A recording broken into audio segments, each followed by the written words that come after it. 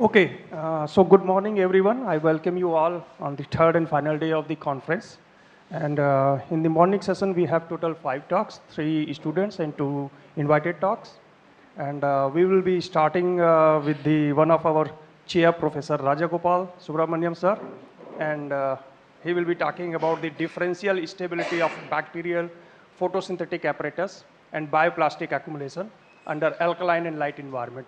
So I request Professor Rajagopal Subramanian sir to kindly deliver his talk. And each talk will be for 20 minutes. Yeah, good morning, all of you. And I would like to thank those Google, Professor Google for organizing such a good event. And also,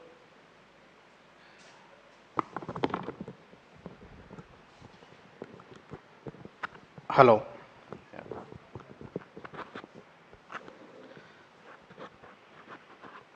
And also inviting me to present my work here.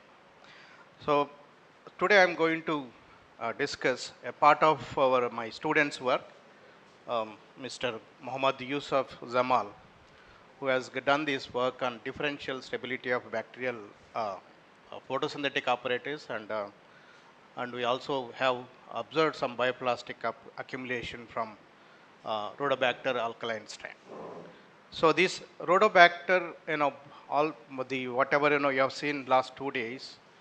So you have seen more of plant and another the phytotechnologies, but here the bacterial anaerobic bacterial photosynthesis using that, how we can make some products, that's what we are going to discuss. And this Rhodobacter alkali tolerance is uh, a newly isolated bacteria from Gujarat Salt Lake, and nothing is characterized, anything we tell is everything is new. So general for the audience, if you talk about, this, see this, the about 4 billion years ago, the earth was like this, a lot of volcanoes, lot of, and high CO2, and there was no life. So about 3.5 billion years ago, you have started all this in the oxygen, and the life has started with anaxigenic bacteria, which can perform a photosynthesis. Then started all this life, which you can see here. This green, whatever we see, the oxygenic photosynthesis, and also further the human life and other. So now, since I'm going to talk about the bacterial photosynthesis organisms, what are the importance of bacterial photosynthesis, photosynthetic products, especially the pigments? Like other, the chlorophylls like plants and algal systems. So bacterials also have a pigments which have various pigments, carotenoids and beta, alpha and beta carotenoids, as well as chlorophylls. It varies from chlorophyll A to chlorophyll F. But all these ones can be, you can use in various industry, cosmetic industry, we can also use the medicine, you can also use food additives and textile colors, many other like, ecological applications, because using bacterial, anaxenic bacterial, uh, uh, you can, like a phytoremediation can happen, and a lot of industrial application that we are going to discuss a little bit later. And also for assays, so these pigments also be used. So then looking at a little bit introduction about the bacterial photosynthesis. So the one which we are, the Rhodobacter alkali tolerant comes under the purple non-sulfur bacteria. So they will be, alpha and beta called, proteobacterial classes. So they are anaxigenic, and the most of the anaxigenic bacteria, they will be photoautotrophs, photoheterotrophs, and chemolithotropes, and also chemoorganotropes. So this all comes under this one. So very interestingly, the plants, regular plants, they absorb, the light around 680 nanometers. Whereas in the bacterial chlorophyll, they absorb in higher wavelength. They can see the bacterial chlorophyll A to the acid F. So the absorption maxima is about this one. And they also having used bacterial photosynthesis can be used, lot of bioplastic can be produced. So there are a small difference of these functional groups. You could see the longer wavelength of the pigments, they have absorption of this longer wavelength. So if you look at this one, all these annexing bacteria, we can see the filamentous annexing cyanobacterial, green sulfur bacteria. I mean, cyanobacteria is oxinic photosynthesis, and heliobacter and purple bacteria. So the one alkali tolerance, Rhodobacter alkali tolerance, comes under this form. Then comes to the, again, the, as I said, Rhodobacter alkali tolerance. This was an isolated from Gujarat, one of the pond, and their size is about this 1.7 micrometers, this range, and they have, as I said, it's been not been fully characterized, but we have been doing all these ones. But one thing what we observed that this is mostly, it is almost mimicking to the Rhodobacter spirides, which comes under this family. So Rhodobacter spirides is alkali tolerant, is close to these Rhodobacter other spirides and megaloblastis and many, for the Rhodobacter. But the differences, there are significant differences that we're going to discuss. So little bit about this, the structure of Rhodobacters, they've been already identified. So they will be having a intercytoplasmic membrane, like similar to the thylakoid membrane in plants. They have intercytoplasmic membrane having comprised of light arresting complexes, photosynthetic reaction centers, and ATP synthase complexes, where energy will be ATP will be generated. So the structure looks like that. As you can see here, in all these round part are intercytoplasmic membranes, and you have the reaction centers. This one, this orange color, and this one is the light arresting complex reaction center, light arresting complexes. This ATP synthase, you can see this one. And as I said, the reaction center is associated with the light arresting complexes monomers as well as in the dimeric form. You can see monomer and dimeric form. And light arresting complex is a round shape with about eight subunits. This absorbs around this range. So here, like a plants, you have a linear electron transport and cyclic electron transport. Here in bacterial photosynthesis, you have more of the cyclic electron transport with the Q cycle. The electrons will be pumped to the the quinones, then it goes to the QT, then it pumps to the cytochromes, and finally you get the the protons will pump to the ATP motor. You get the ATP molecules. So what we did here, we grew the, like other plants or other they exposed to various conditions, because most of the bacterial photosynthesis are extremophiles. So they grow in various conditions. We wanted to first characterize these Rhodobacter spirides. We grow them in different light conditions, 30, and the alkali tolerant is nothing but they grow in basic conditions, about 8.8 pH, even 9.5 also grown, but we optimized up to 8.8 pH, and the normal pH is nothing but here 6.8. So that we wanted to test both how they will be, the photosynthetic complexes are present. So the 30 means 30 microinstance light, 250 means 250 microinstance, 500 microinstance. Both normal and high pH, we grew them in different conditions, check their growth pattern. And of course, 30, you have a almost similar kind of a growth. When it goes to the higher light, so there is a growth is little bit delayed in high pH condition. That means alkali pH, and here is little low. That's what we can see here. The high pH, you can see this more of the bacterial chlorophyll is more, and normal pH the bacterial chlorophylls are little low. That I will discuss why they are low later. The same thing it follows the carotenoid pigments, and the ratios, because it is reduced, the ratio of bacterial chlorophyll to carotenoid is bit increased. So now we isolated the intercytoplasmic membrane, just ultrasonication with the differential centrifugation.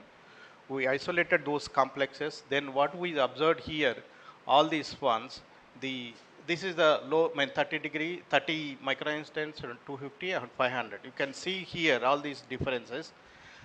The absorption spectra has decreased, that normal pH compared to this is the, you can see here, this is the one high pH and everywhere it is decreased. So the what I want to say from this one, the interplasmic membranes are the intraplasmic membranes are being reduced in the lower, in normal pH conditions. And you can see here the plants, they absorb light at 680, you can see here almost like 875 nanometers.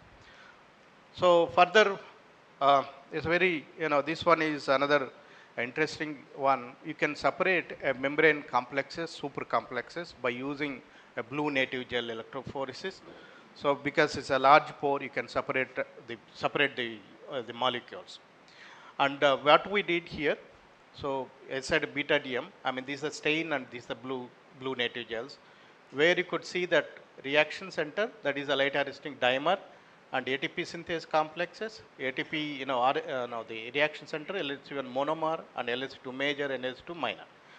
So if you look at all these one, the data here, the dimers has been increased in the high pH conditions, and you can see that monomers has been increased in high pH. There is a little difference there. And ATP synthase complexes, so you have a significantly increased in high pH conditions. Similarly, the light arresting major complex has been, little bit, when you see the highlight, the normal pH, it is reduced, and similarly here LH2 minors also been reduced. So, and one wanted to tell you here, because the ATP synthase is little bit more here, because the protons which is coming from the Q cycle has been increased in high pH, and that's why the ATP synthesis also been increased in higher pH condition. That means what I want to tell from this story here is the high pH is more stable, and also it is more, gives more ATP production, and also it can cope up to the stress, any condition, the highlight stress. Sorry. Further, we wanted to test the complexes, which as I said, these have more of a ATP production. Is it true? So we did again 2D gel electrophoresis. We exercised all these bands and then identified so that these ATP synthase complex is from the 2D electrophoresis. Then we went to the LCMS mass spectrometry to identify all those peaks. And what we observed, these are all the subunits of ATP synthase complexes. So we are sure that we have tested with antibodies and other means that the whatever the previous slide, ATP is increased because their subunits also been increased.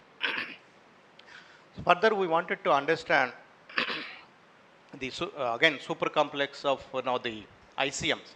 ICMs is again like a thylakoids, but in ICMs you may have again more of the other subunits. You can see here the LHC2 trimers, the LH2 here is LHC2, and you can also see the LH2 monomers, and you can also see the dimers.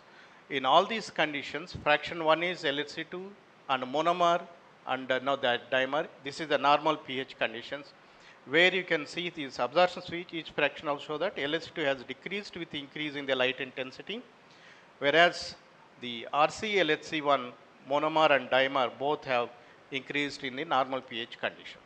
Similarly, if you have in high pH with various light conditions, and you can see here the absorbed spectrum, each fraction shows that LH2 antenna and reaction center LH1 dimer has decreased, whereas LHC1 monomer has increased with the light, when the light is increased. What does it mean? So then we also wanted to little bit test with these, the previous study. This is the study where you can tell that the we can use a PAM mission where we can excite the at 550, that is called electrochromic shift measurement, to understand the ATP or proton motive force, or you can also there the proton pumping. So what from all these one, this is more complicated for you, but the we can interpret from this one that the where high pH grown cells relaxation is much more faster than the normal pH, which shows that this activity of ATPase or ATP synthase is increased. Therefore, the ATP synthesis been increased. So further, we wanted to understand all these protein, pigment protein interactions by using a circular dichroism spectroscopy, where it shows that the pigment protein interaction being increased in highlight conditions in high pH. That is again confirms all these results that high pH is more stable than other one. So we wanted to understand more of the further what is happening to the membrane. So we separated them using TLC, all these membranes. So where we said phosphatidyl has been increased significantly, that shows that the membrane is more stable with this one. We also, this is the one, phosphatidyl has been increased. So where it supports from the previous literature that phosphatidyl is required for efficient formation of photosynthetic complexes. Then further we wanted to test, I think I will skip here, because of lack of time, I think. Anyway, now I wanted to, the first part of this, I wanted to conclude here is when the when 30 microinstance, 250 and 500, high pH or normal pH, where we say that schematic representative illustrate that highlight the LS2 antenna is significantly affected in normal pH, whereas it is stable in high pH condition. There has been slight interconversion of LS2 dimer to and LS2 monomer in high pH condition. That shows that now this is the one. So they become monomer, the more of monomer. So that is basically to adaptation to the highlight conditions. So then I will skip all the story because I don't have time. Now what we can do with these bacterial photosynthesis? What is the importance of this one? Can be used by bioremediation and also can be used. So we did a very interesting story here.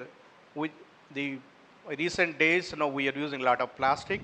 So what these bacterial alkali tolerant accumulate a humongous amount of the bioplastic, that is a PHB.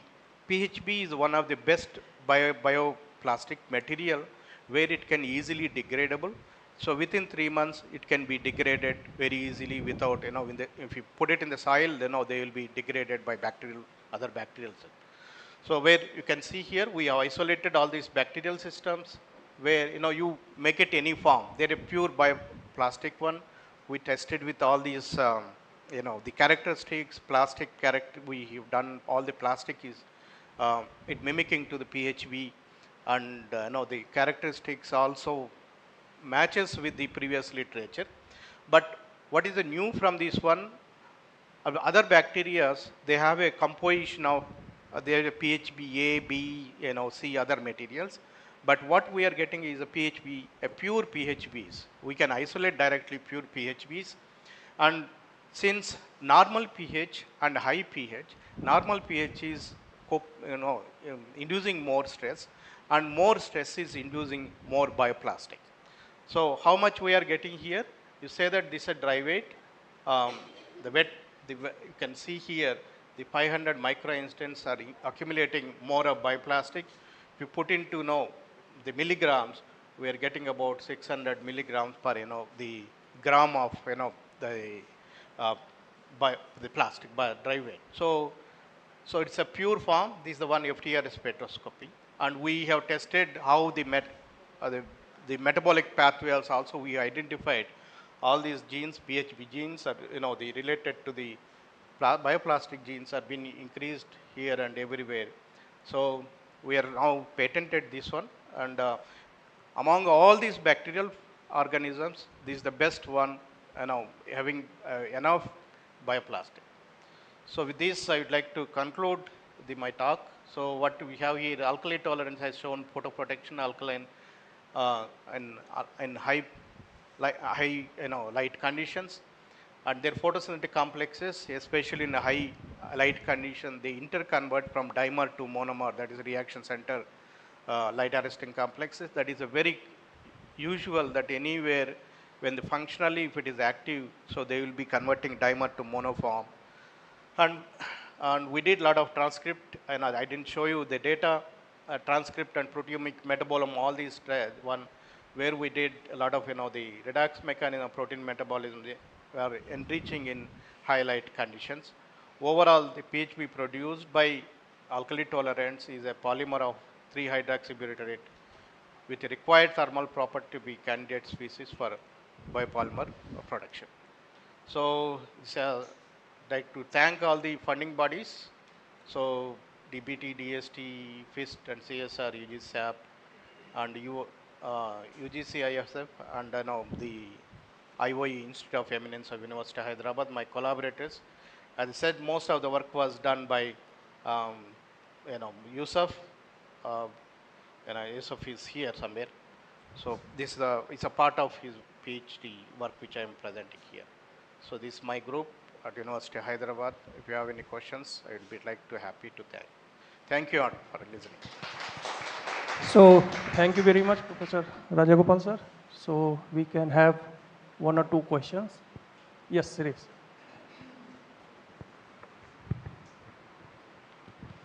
Very lovely work, congratulations. So my question is, compared to, let's say, traditional organisms that produce PHP like Providus, Nicator and all, how many days does your organism take to make PHP? And I do not know how much is your biomass content of the PHP. Yeah. Okay, maybe I will remove this.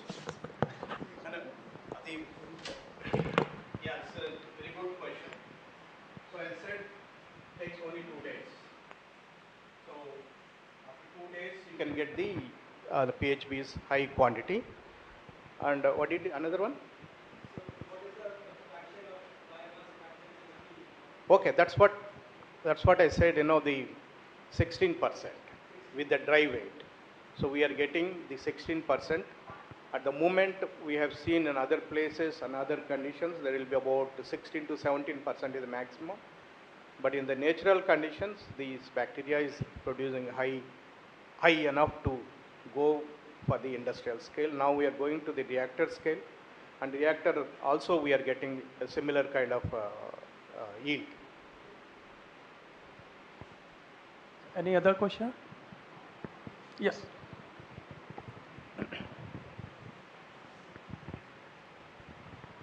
So very happy to see a work at the basic level, but getting transformed into a translational, exactly into a translational work, which will come as a product in the later course. Okay, I was more interested to know that that monomer dimer conversion, is that happening and it's a natural course, or you told that based on the light condition it is being, the monomer dimer conversion is taking place. Is that correct, what I understood? Yeah. The monomer to dimer, it is not happening in the normal pH conditions. Okay. It is happening only in the high pH conditions. And in high pH conditions, when it goes to the, because it lives in extremophile, so it has to convert into monomer, dimer to monomer. Then only the physiologically it will be active if it is converted. If it is not converting, there will be, that's what we also have seen, that biomass is increased when it's the, the conversion of dimer to monomer. Okay. So that is one way advantages for biomass build-up also. Yes, exactly. Yes. Okay. Thank you. So any other question? If no, then let's join me in thanking Professor Rajagopal sir for giving a wonderful talk. Thank you. Thank you very much. And now I just got the information that our next speaker was Sridev Mahapatra. He's not here. So we will not be having that talk, and then we are directly entering into the students' talk. So first speaker in that section is Ala El Henisi from Egypt, and she will be talking about the effect of PGPRs on cucumber under different environmental conditions. So I welcome you and please stick with the time, 20 minutes.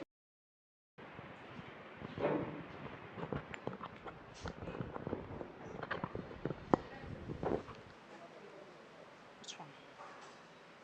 This one?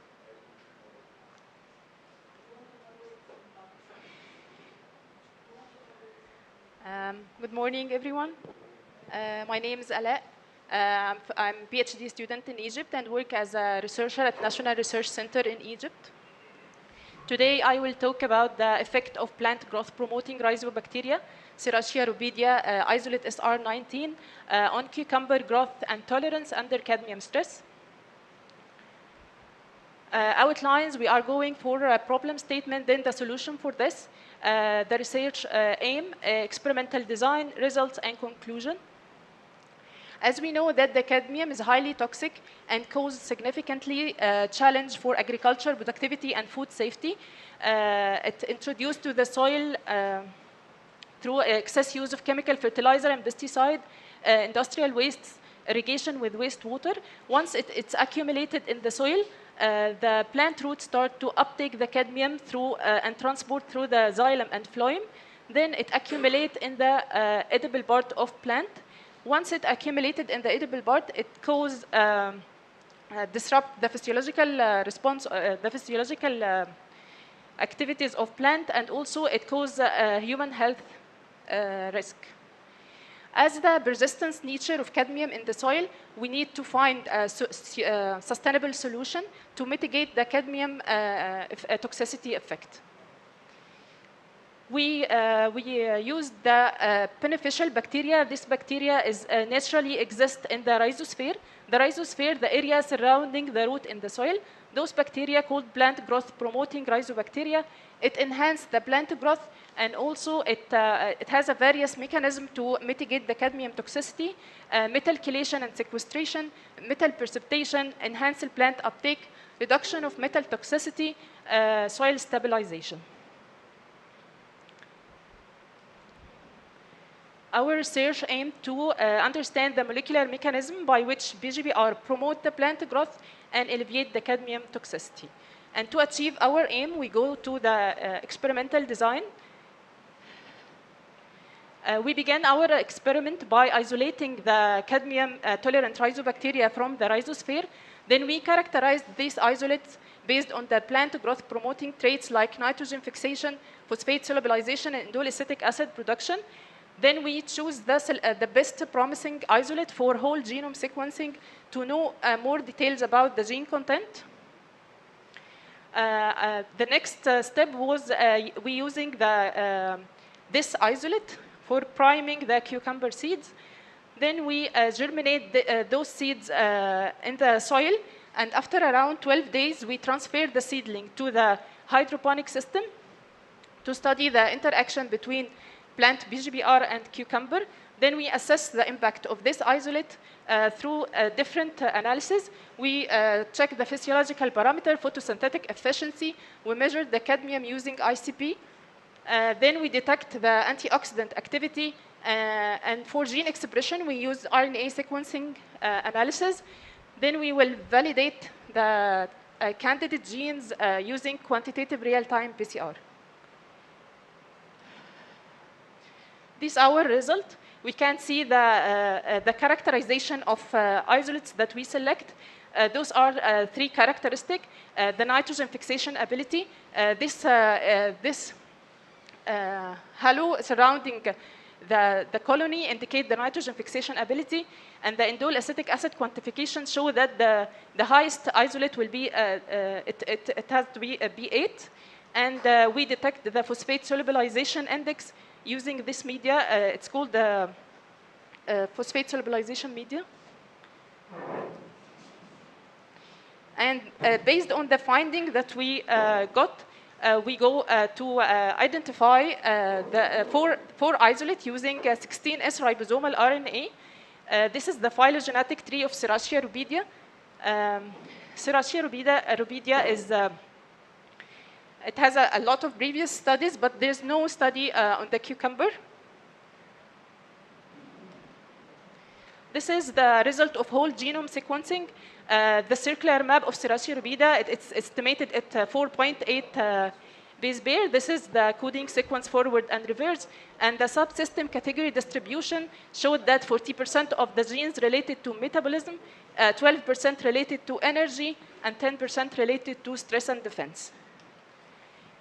Those are some genes related to plant growth promoting activity in SR19. Some of them plant hormones that auxin signaling, CD4 that are responsible for iron uptake and transport, nitrogen metabolism, phosphorus metabolism, and sulfur metabolism.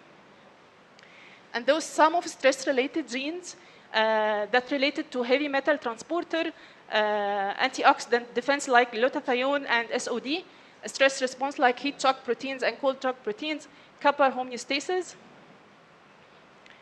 And this is the result of hydroponic system. We can see that we have 6 treatment, SR19 alone. This is control without any treatment, cadmium-6 and cadmium-9. This is combined treatment of SR19 and cadmium. We can show that there is a stunted growth in both cadmium stress, and shoot and root biomass is inhibited. But when the combined treatment, especially in SR19 plus cadmium-6, we show that the number of lateral root and shoot and root biomass increased. Also, the same result here in the bar plot. We can found that at cadmium-6, the SR19 counteract the inhibition in the growth in both shoot and root. And we measure also chlorophyll. It showed that cadmium-6 decreased the chlorophyll dramatically, but when SR19 added with cadmium-6, it counteract the decrease in the chlorophyll, but there is no significant change at cadmium-9. As MDA and glutathione is a markers for antioxidant, we measured both of them, and we found that SR19 increased the glutathione level in both cases, cadmium-6 and cadmium-9 in shoot and root. And as malonaldehyde, dialdehyde is byproduct of lipid peroxidation, SR19 decreased the MDA in both shoot and root in both in different concentration, cadmium-6 and cadmium-9. Then we go for, this is the result of ICP analysis. We measured the cadmium accumulation in shoot and root.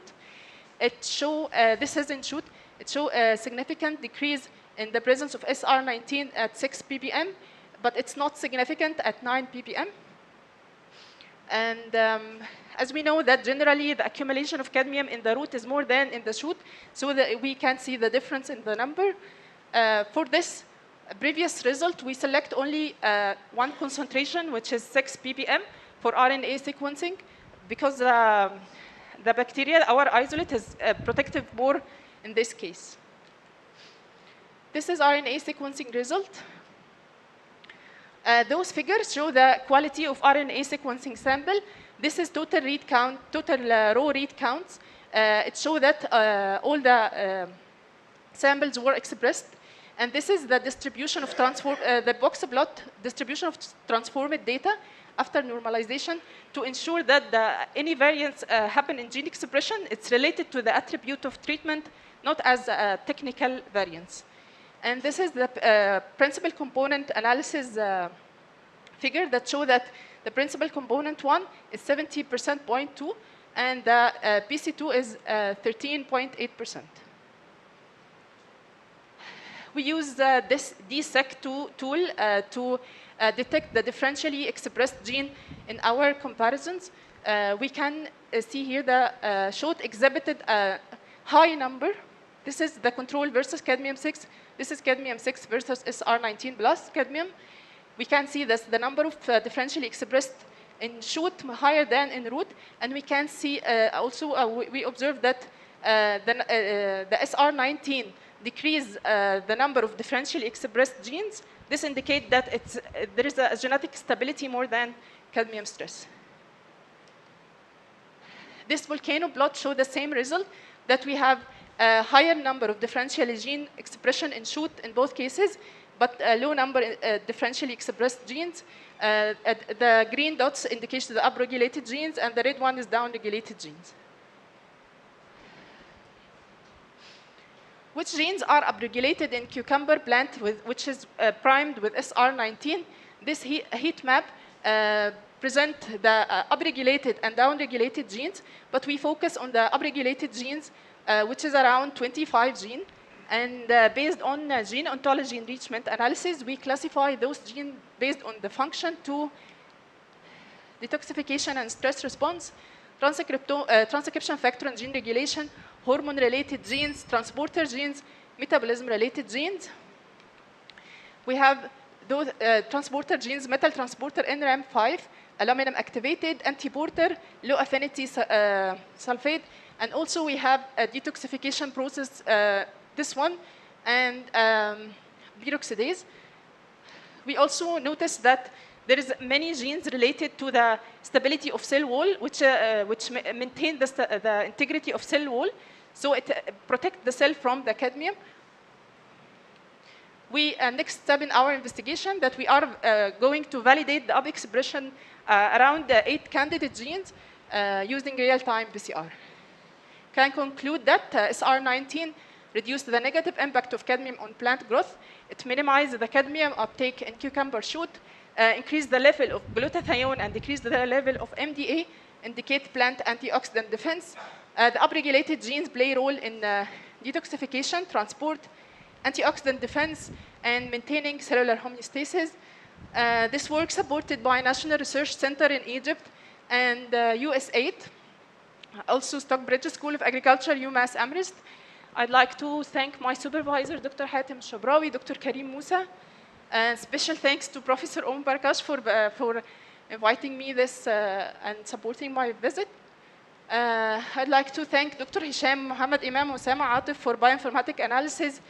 Thank you for my lab member, Amrita, Sudhir, Gurbal, Joe, Ahmed, Lucas, and Oais. Thank you.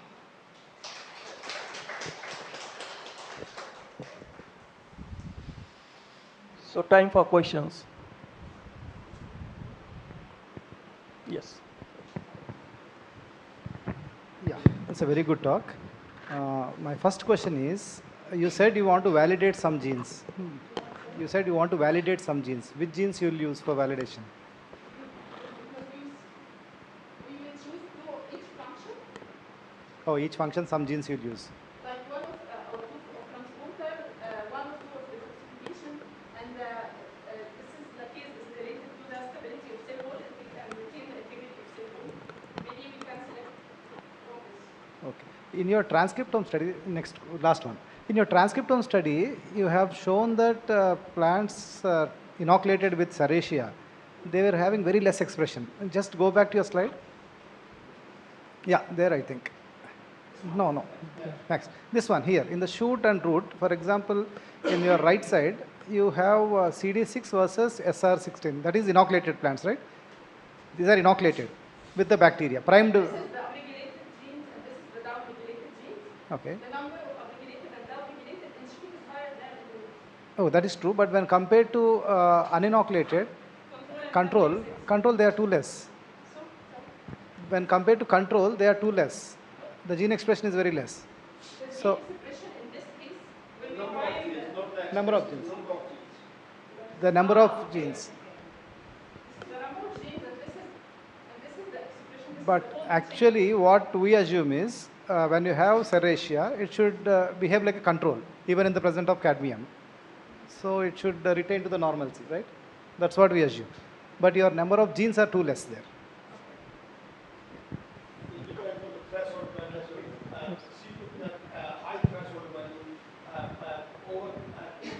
RPKM2, normally people take 1.5. So that could be the reason that the stringent, yeah. I am sorry. Yeah, I am curious because if I understood well, with the Serratia, you found the overexpressed genes, metal transporters, but the cadmium inside the plant is less. So what is your hypothesis? the transporters are induced, but there is less cadmium inside the plant. Is it? So it accumulates less. Say it again. Sorry. When the bacteria decrease the cadmium In the plant. Yes. But the metal transporters are overexpressed. But the metal transporter overexpressed in my genes, you mean? Because the bacteria act to detoxify this element. Okay, but okay. Thank you. Do you know what is the mechanism behind this biopriming? How this biopriming is benefiting the? What is the mechanism? How this biopriming is benefiting the plant? How? Like? How? Yeah. When we coat the seeds with the bacteria, it acts to make it more to uptake nutrient more. So protect So there is some certain mechanism behind the priming thing, like how the biopriming. I know that. And does it go to the next generation, or have you tested that? Next generation? Yeah. So you treated your seeds with the bacterial solution, and then you grow them. Okay. They have some positive or negative impact. And then when you harvest the seed again and you grow them again, do you see the I zone? didn't check the next generation. You mean the next generation? Yeah. No, I didn't It check is this. stable, something fixed in the genetic makeup, or it just regulated at the transcription level? I don't know, but as this is genes changed, upregulated and downregulated, I think it will be inherited for the next generation. And by priming, we make the plant, the seed more hydrated, so it's easier for bacteria to transfer the characteristic, like phosphate solubilization and nitrogen fixation, all of this characteristic to the seed. And does it also involve something, epigenetics, etc., or something?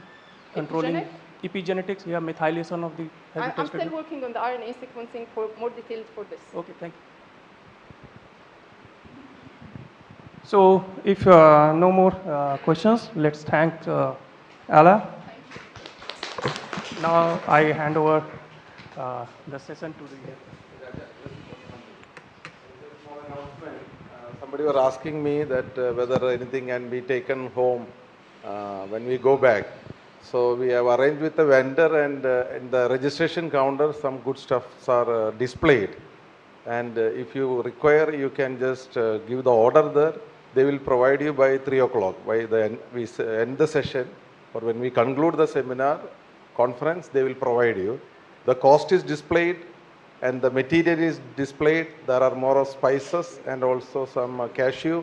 It is displayed. If you like, you can give the order, and by 4 o'clock they will deliver it here. Okay. Yeah. Now move on to next speaker, Ronik Sharma. She is from BITS Pilani, Hyderabad campus. So she'll be talking on the topic impact of drought mitigating soil bacterium, Bacillus, on cell wall composition and digestibility in Arabidopsis thaliana. Please.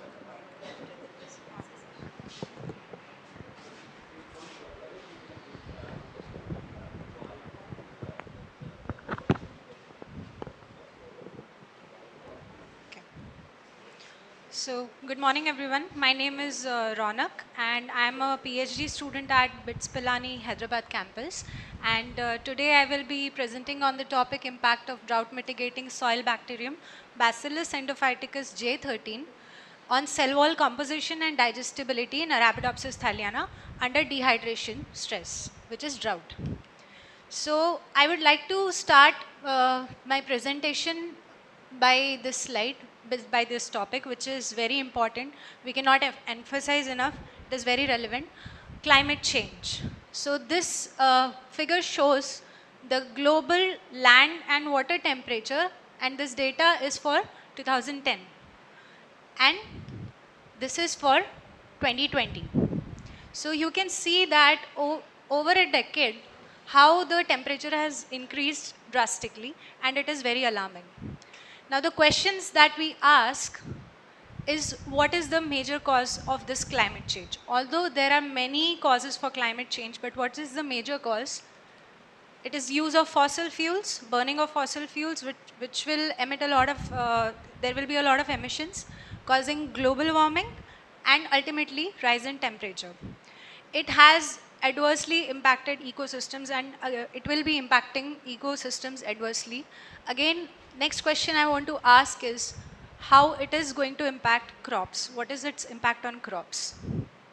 So plants will face abiotic stress like heat stress, drought stress, heavy metal stress, salinity stress, which will make the plant susceptible towards a lot of pathogens, and ultimately there will be reduction in yield. Now, there is no quick fix, sadly. However, we can try. So, for the first problem, we can switch to biofuels. And for the second problem, for now, all we can do is manage abiotic stress sustainably. Just a brief introduction about plant growth promoting rhizobacterium, what are PGPRs and how they interact with plants. So these are free living, or they interact plants in a different manner. They can be symbiotic or endophytes. So these are some direct mechanisms by which PGPRs interact and benefit plants, which is nutrient mobilization, phytohormone production, EPS production, exopolysaccharide or biofilm production. It will enhance the nutrient uptake and ultimately increase in biomass of the plant. And these are some indirect mechanisms like siderophore production, production of HCN, lytic enzymes, ACC deaminase, and antibiosis, which will impart abiotic stress tolerance in plants, and ultimately it will lead to enhanced growth. So this is just how these PGPR work. And now onwards, I will be referring to Bacillus endophyticus J13 as J13. So quickly moving towards the methodology, we are working on model plant system Arabidopsis, and we have 4 treatments. One is non-stressed or well-watered. Second is water stress, which is plant under drought condition. Then we have 2 inoculated treatments, non-stress or well-water inoculated with J13 and water stress inoculated with J13. So for molecular analysis, we just harvest the tissue, grind it in liquid nitrogen, and we subject it to further analysis. For physiological parameters, we'll harvest it as it is and process it further. I'll quickly move to the results. So these are the results. You can see that here, in inoculated conditions, the plant biomass is more, especially under water stress inoculated with J13. And when we see the amount of soil sticking to the roots in WS plus I, it is more. And this is the root picture, and these figures can be correlated with the fresh weight data and dry weight data. So the fresh weight clearly is more under non-stress inoculated conditions as compared to non-stress, and water stress inoculated compared to water stress.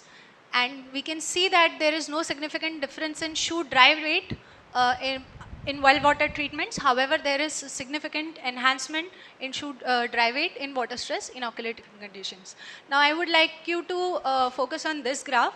It consists of soil moisture content of rhizospheric soil gram per gram of root.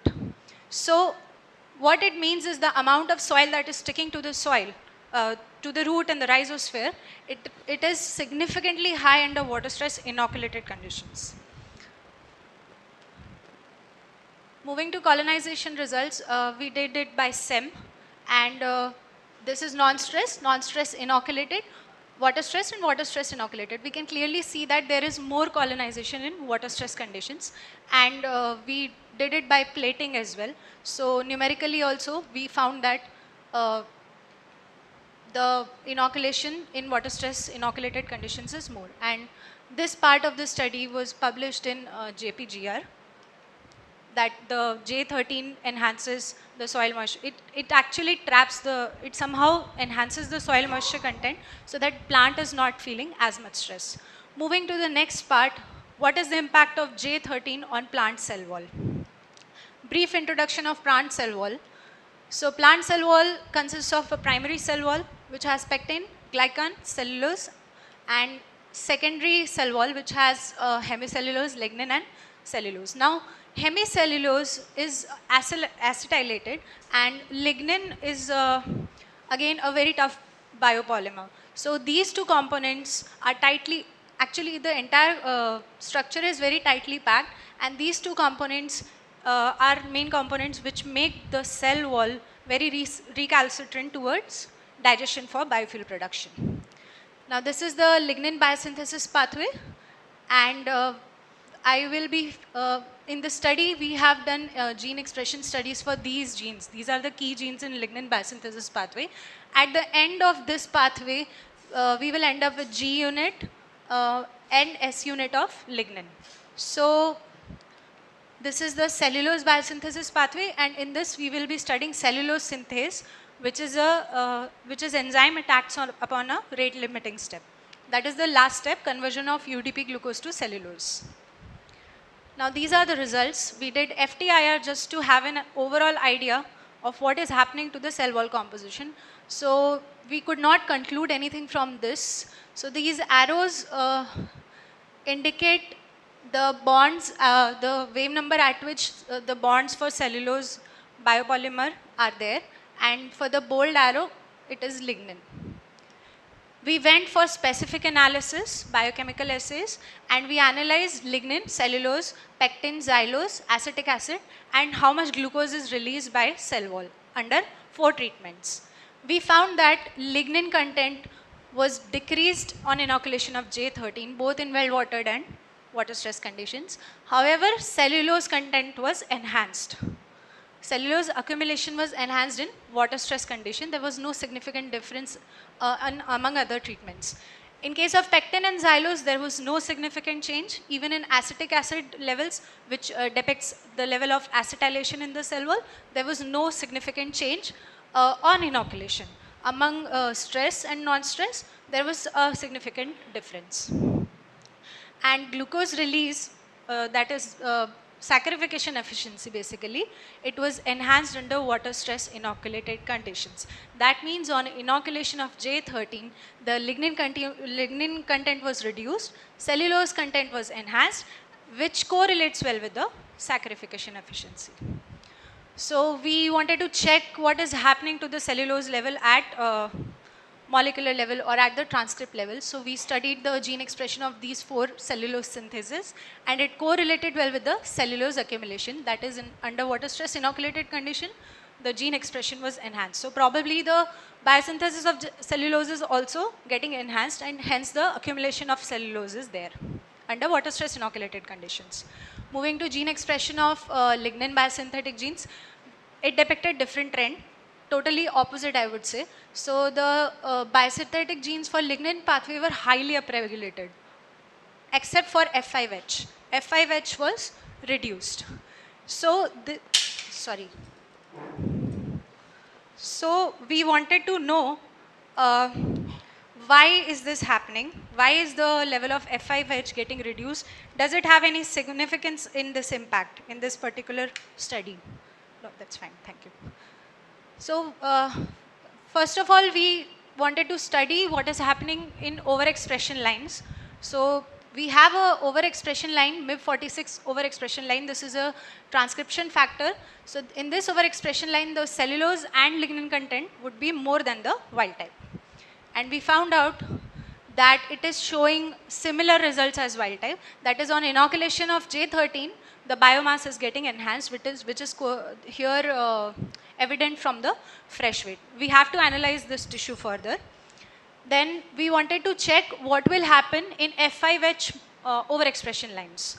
So in these C4H F5H mutants, the S type of lignin, S subunit of lignin is more. So S lignin will be higher as compared to the wild type. And we checked that what is impact of J13 on these plants. J13 did not have any impact on these plants. So somehow F5H is responsible for PGPR activity of J13. We have to analyze this further. So I would like to conclude my study. J13 positively modulates the soil hydration by releasing biofilm.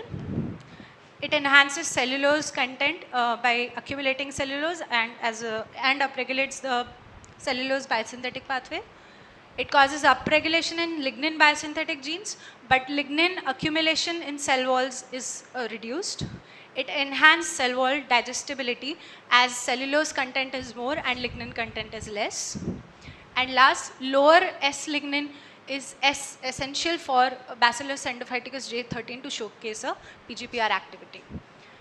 Now, future prospects, we have to study, so this was a model plant system and control conditions. We have to have this concept, we have to prove this concept among other crop species, only then it will be beneficial. So we have to study that so that it can act as a sustainable tool for abatic stress management. Then we have to understand how this PGPR is modulating the cell wall composition exactly, and interaction of J13 on cell wall composition of other plant species so that it can be used for used to enhance the biofuel production.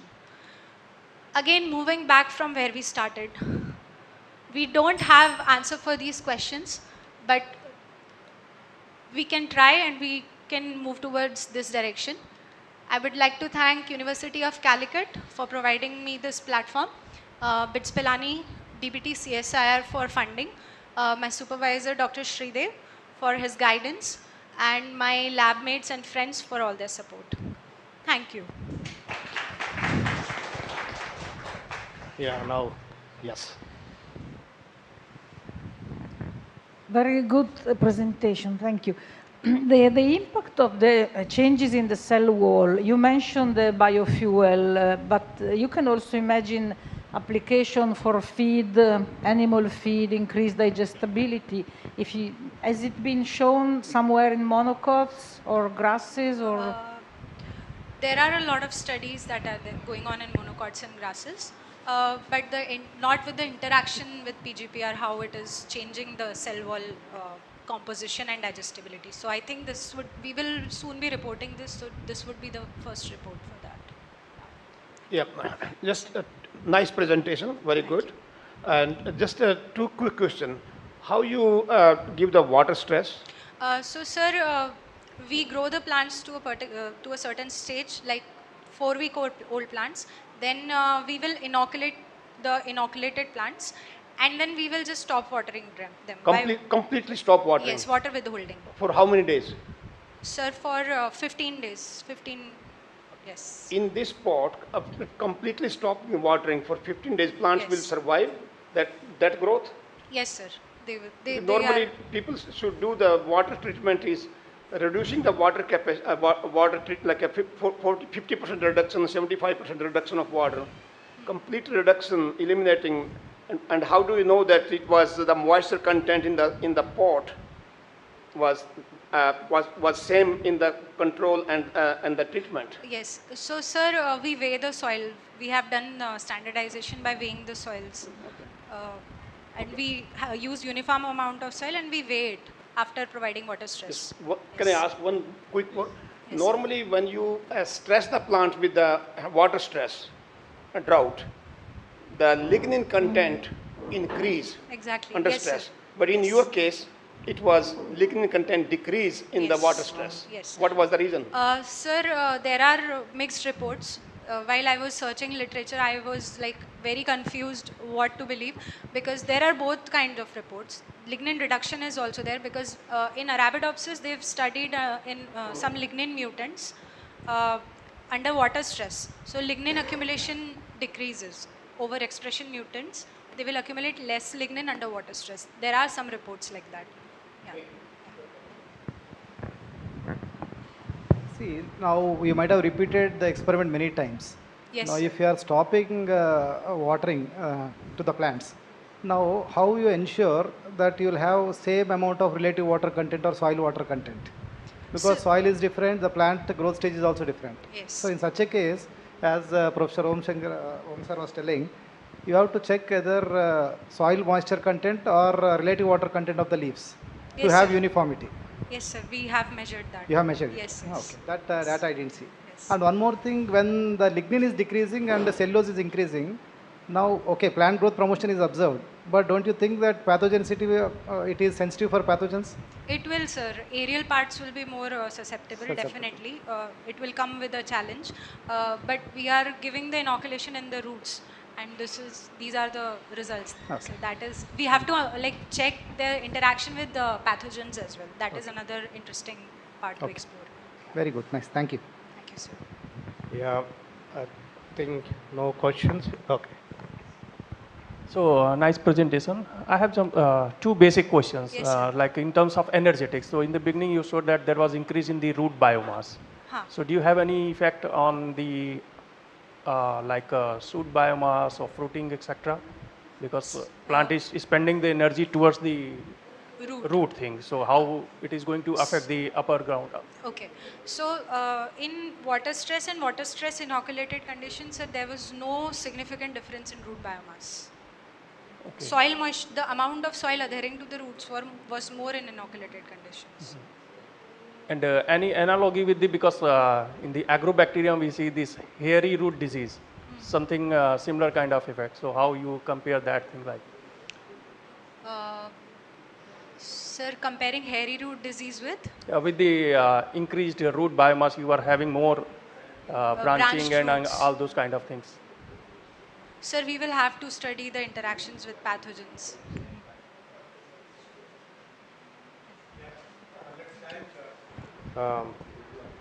Ronak, yeah, for a good presentation. Now, yeah, please. So next presenter is Mr. Nikhil, and he's also from the same institute, BITS Pilani from Hyderabad, and he's going to talk. Yeah, please.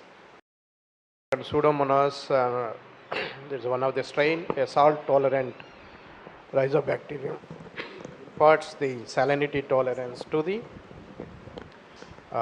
tolerance in Vareza sativa by modulating the proteome of the rice roots. Nikhil, please.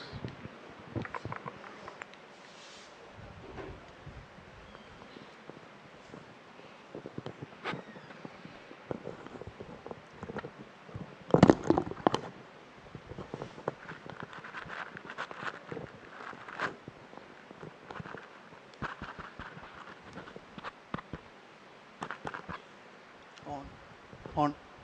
Is it on? Okay, fine. Can I start? Okay.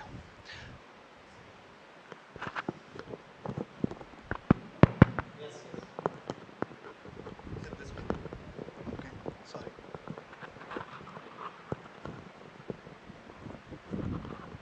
Sorry, not so comfortable with this, but okay. I hope everyone can hear me. Okay. Good morning, all. So today here I'm to present my work on Pseudomonas putida AKMP7, a salt-tolerant rhizobacterium that imparts salinity tolerance to Rhiza sativa by modulating the proteome of rice roots. So myself, Nikhil, I'm working with Dr. Sridev Mohapatra at Department of Biological Sciences, BITS Pilani, Hyderabad campus. So coming to the introduction. So this is a picture from my own state where the then government had to set aside almost 823 crores to address the issue of water scarcity in the state. And this is a picture from Erie where they are trying to develop so many projects to develop flood and salt-tolerant rice. And this is one of the latest reports from Erie where they are reinventing the salt-tolerant rice because of the problem that they are facing when taking this breeding and biotechnologically produce plants to ground. So they are facing a lot of issues in translating that research to the field. And this is one of the reports where India has lost approximately 13% of its crops in 2022 to drought. So the global rice export has been affected due to drought. So what we are doing right now is bringing an alternative approach to this biotechnological and breeding approaches where we are introducing a group of bacteria called plant growth promoting rhizobacteria that can impart abiotic stress tolerance to plant and thereby provide sustainable agriculture. So coming to the introduction again, what are these plant growth promoting rhizobacteria? I hope all of you know this. This is a group of bacteria that reside in the rhizosphere and they help the plants in myriad ways like phytohormone production, biotic stress tolerance, nutrient uptake. And what particular aspect we are interested is abiotic stress tolerance. And for this, we had several abiotic stress tolerant rhizobacteria procured from different sources in our laboratory.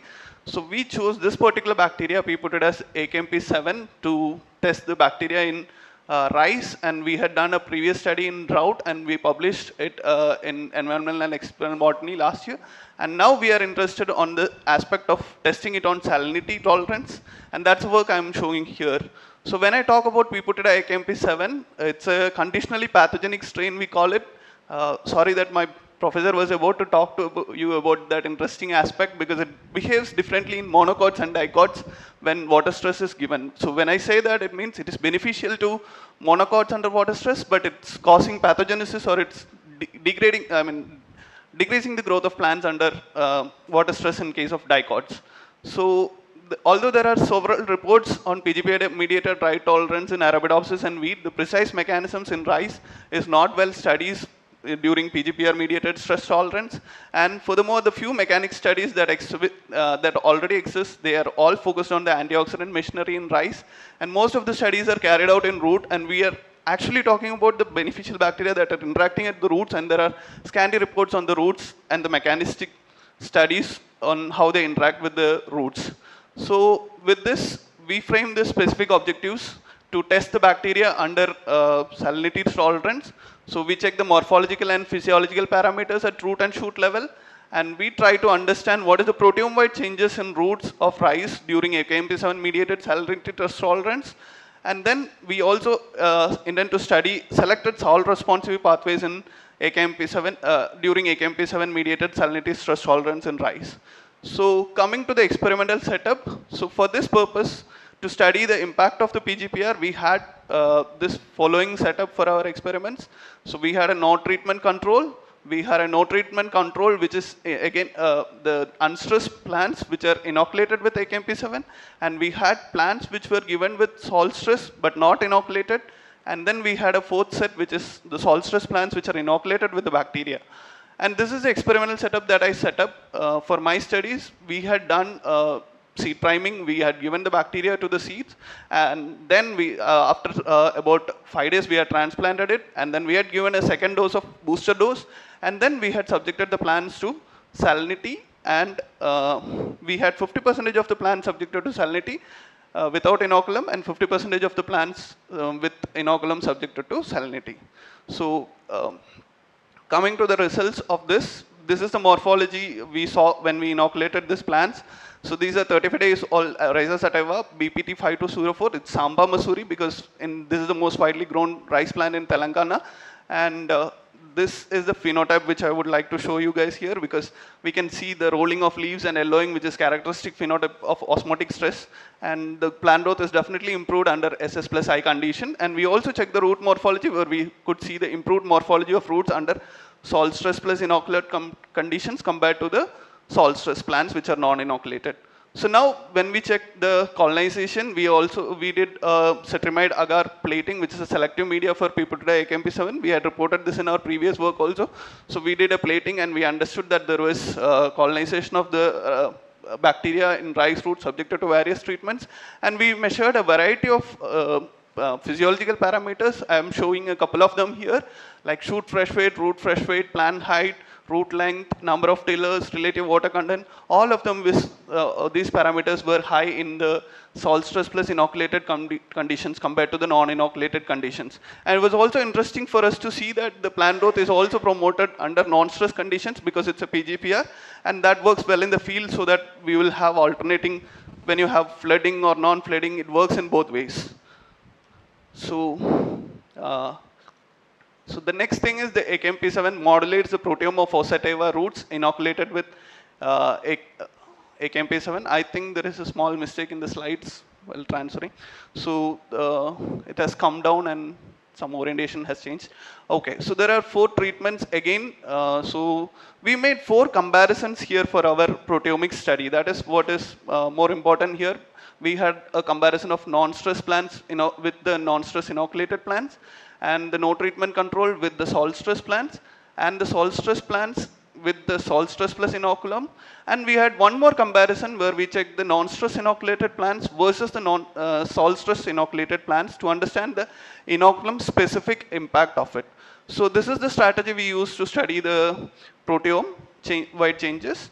And this is a Venn diagram showing the common proteins among the treatments. We can see that 225 proteins were differentially expressed only in SSI versus SS condition, and 221 proteins were differentially expressed in SSI versus NSI condition, and 73 proteins were common among these two conditions. These are all p-value is equal to 0.05, and one should consider that the proteomics is much more complicated to get more number of proteins, and especially with the roots, we have a lot of difficulty in that.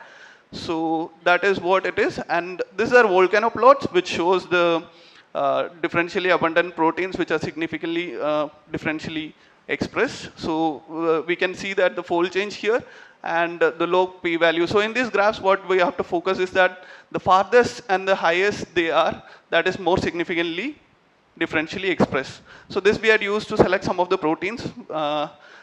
And then we did a targeted analysis of differentially expressed proteins to identify inoculum specific effect. So here I have focused on all the parameters, but for the presentation I am showing all this particular comparison because that is more important for us to understand what is the specific impact of the inoculum under salt stress.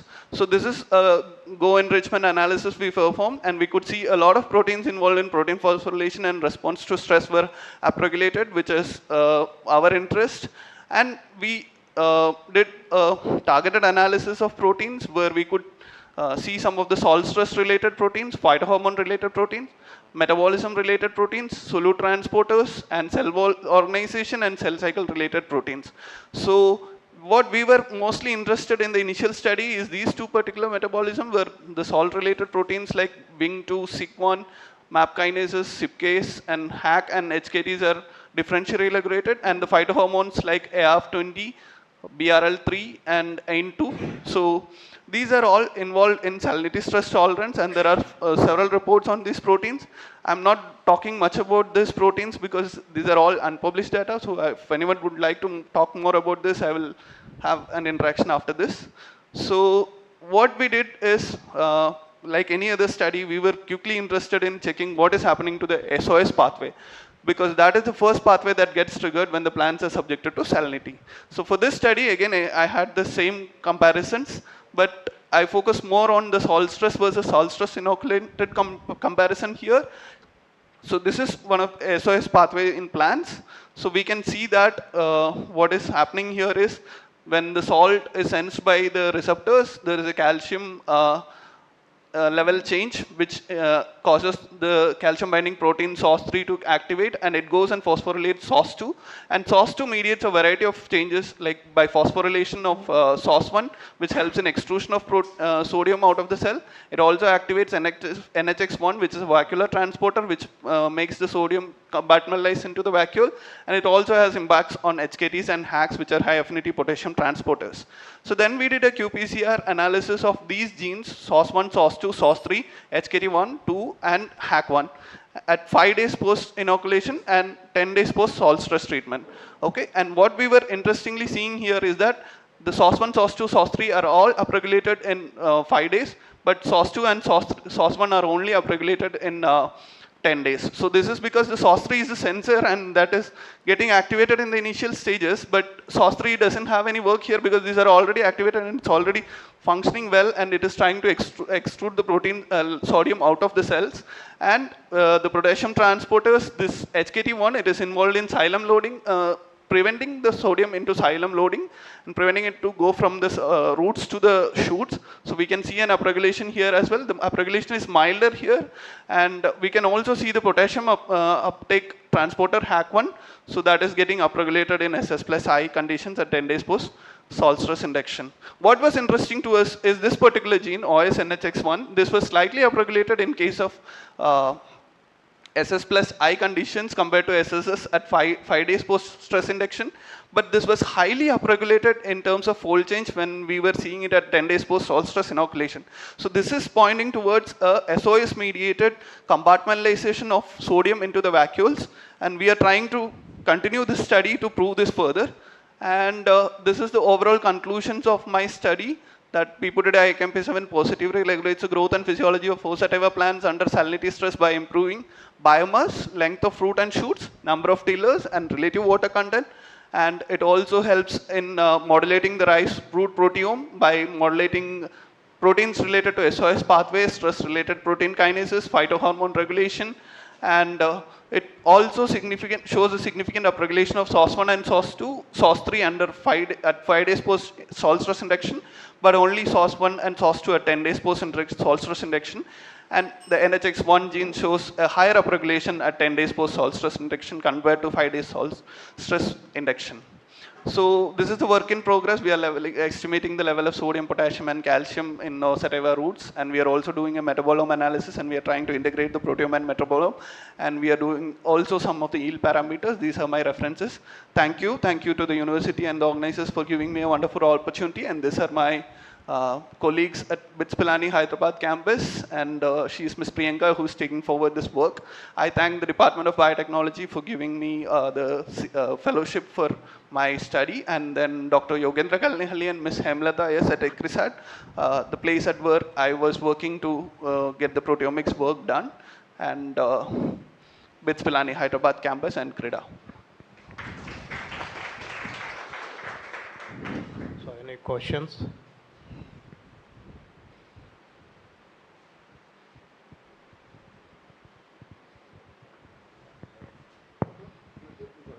Okay, so you showed that all the parameters are going up, like the height and tillers and the other SOS genes and the stress-related genes. Yes. So from where this plant is getting that much energy, like did you check the photosynthetic parameters and other things? We are yet to check the... If you increase something, other things are also compromised. To make a balance. Yes. So how that like additional energy is coming from, like from where? Yeah, we have not checked those parameters, but in our drought study we had checked chlorophyll content basically, that was showing higher, that's all. And we had not checked the photosynthetic parameters, and in this study we were particularly interested in checking the interaction and what are the proteins that get upregulated in the roots. And this is only a part of that study because we are doing the metabolome analysis and we are trying to understand what is the exact mechanism by which the bacteria is interacting at the root level. So this is only one side story that I showed here. So that's it. Nice talk, Nikhil. Thank you, sir. Thank you. In this case, when you had the salt treatment and with the inoculation, did you check the sodium, potassium kind of those levels in the whether this inoculation is preventing the salt uptake? Yes. Or it's just basically some other mechanisms? Yeah, so that is what exactly I was showing. That is work in progress. We are estimating the levels using atomic absorption spectrophotometry.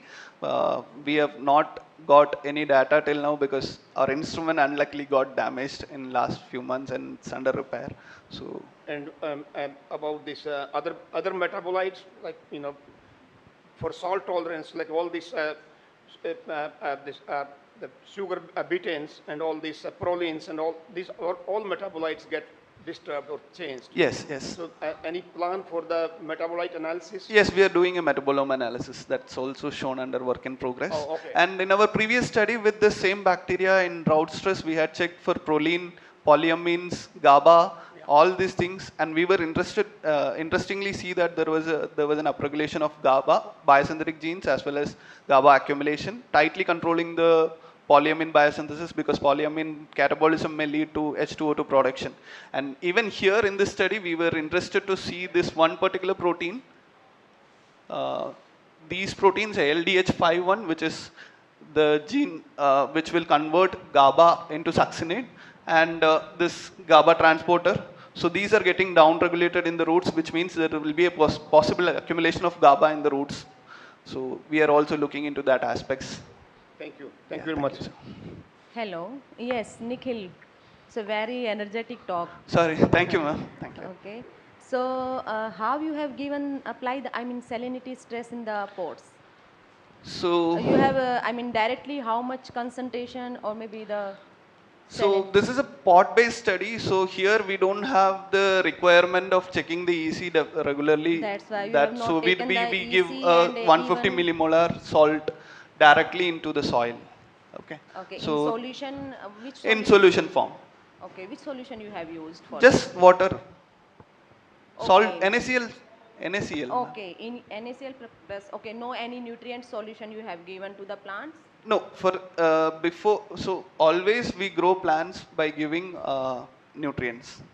Okay, so we had tested this bacteria in our earlier paper for drought, where we had induced drought by gravimetric method, in that case, we had not given any nutrients to the plants, Okay, only in but the that is initial different stage. study, and for salinity you have Yeah, so for proposed different salinity, study. we So had to give nutrients little bit, but only before induction of salt stress, not after induction of salt stress, because that will affect the osmoticum again. So, okay, yeah. next question is any proteins related with the antioxidative system and Yes, all that? yes, yes, So yes. what's the name? Actually, you have not properly mentioned. Let me quickly go there. I will show you. So this is this proteins SIC1, which is highly upregulated.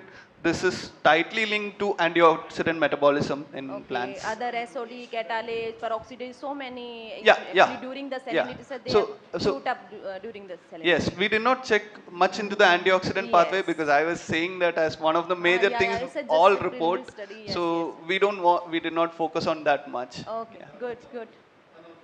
Thank you. Yeah.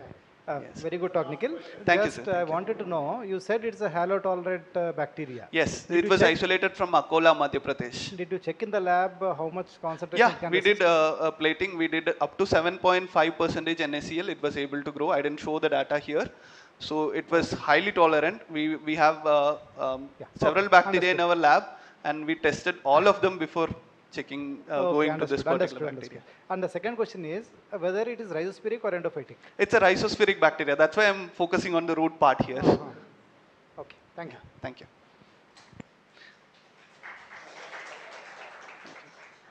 It's a good presentation. It's always, it's a puzzle. That sodium chloride, is in the natural condition, it's not only sodium chloride. There will be many other salts. Yes, sir. So studying only sodium chloride, how are you going to resolve the problems? Yeah, because see what happens is uh, sodium, potassium, all these are linked, and phosphate. These all have impact on the osmotic balance of plants. But the major problem here is sodium, because in our country we have a lot of flooding issue, and water from the seashore comes into the coastal areas, and most of it has the saline water, which is highly rich in sodium. That is why we are trying to address that issue, but that is what even IRI is trying to face, like solve now, because they have a lot of genes which are known to have salinity tolerance in lice, for example, saltol. But what they are facing now is none of these plants are working when there is an actual salinity stress in the field. So now they are starting the whole thing from beginning. That is why reinventing from ground zero. This report was there on August 14, 2024, that that a new professor has taken up this work, and he is he has completely forgotten what was done there. He's doing all new things because of this reason. We will discuss later. Yeah. So this, thank you very much, Thank you, Nikhil, sir. for a good presentation. Thank you. All the best. So with this, we conclude the session now with thank all the thank thank all the speakers for their nice presentation. Yes. And also, please join me. Give a big round of applause for the both session chairs for doing the wonderful job. Thank you.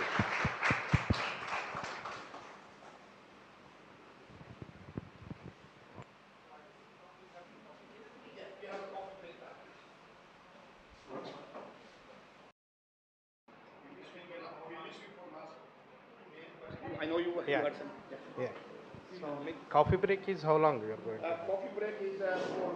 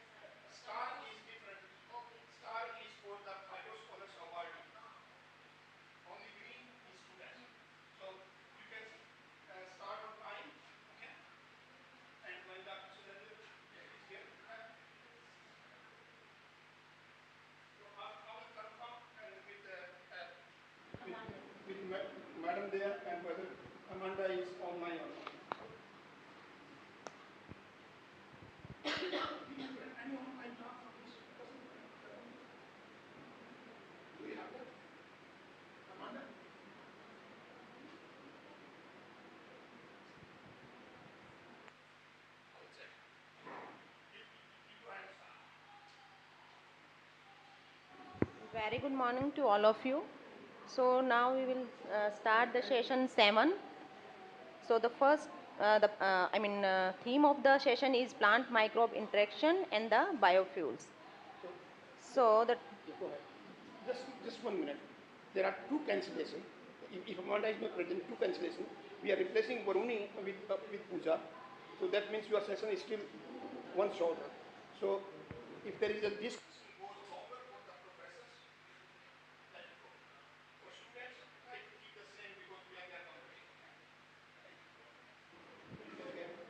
Okay, now I would like to invite Dr. Shailendra Pratap Singh from Banaras Hindu University, Varanasi. The topic of the talk is Cyanobacteria, a blue-green approach for the sustainable environment, energy and the chemical production. So now the stage is yours, sir. Okay, welcome, sir. Okay, can you hear me? I think you do. We don't need the speaker here, but I think I'm loud enough. Okay, so thank you very much, ma'am, for kind introduction. And first of all, I would like to thank Professor Om Dhankar sir and Professor Josputra sir for giving me the opportunity to present my work here. So basically, I will be talking about the cyanobacteria, and these cyanobacteria are classically known as blue-green algae, because at that time we were not aware of that, whether these are the prokaryotic or something, and depending on the color similarity and morphological aspects, they were considered as the blue-green algae. So my talk is divided into 3 parts. I will have some slides connecting with the theme of the conference.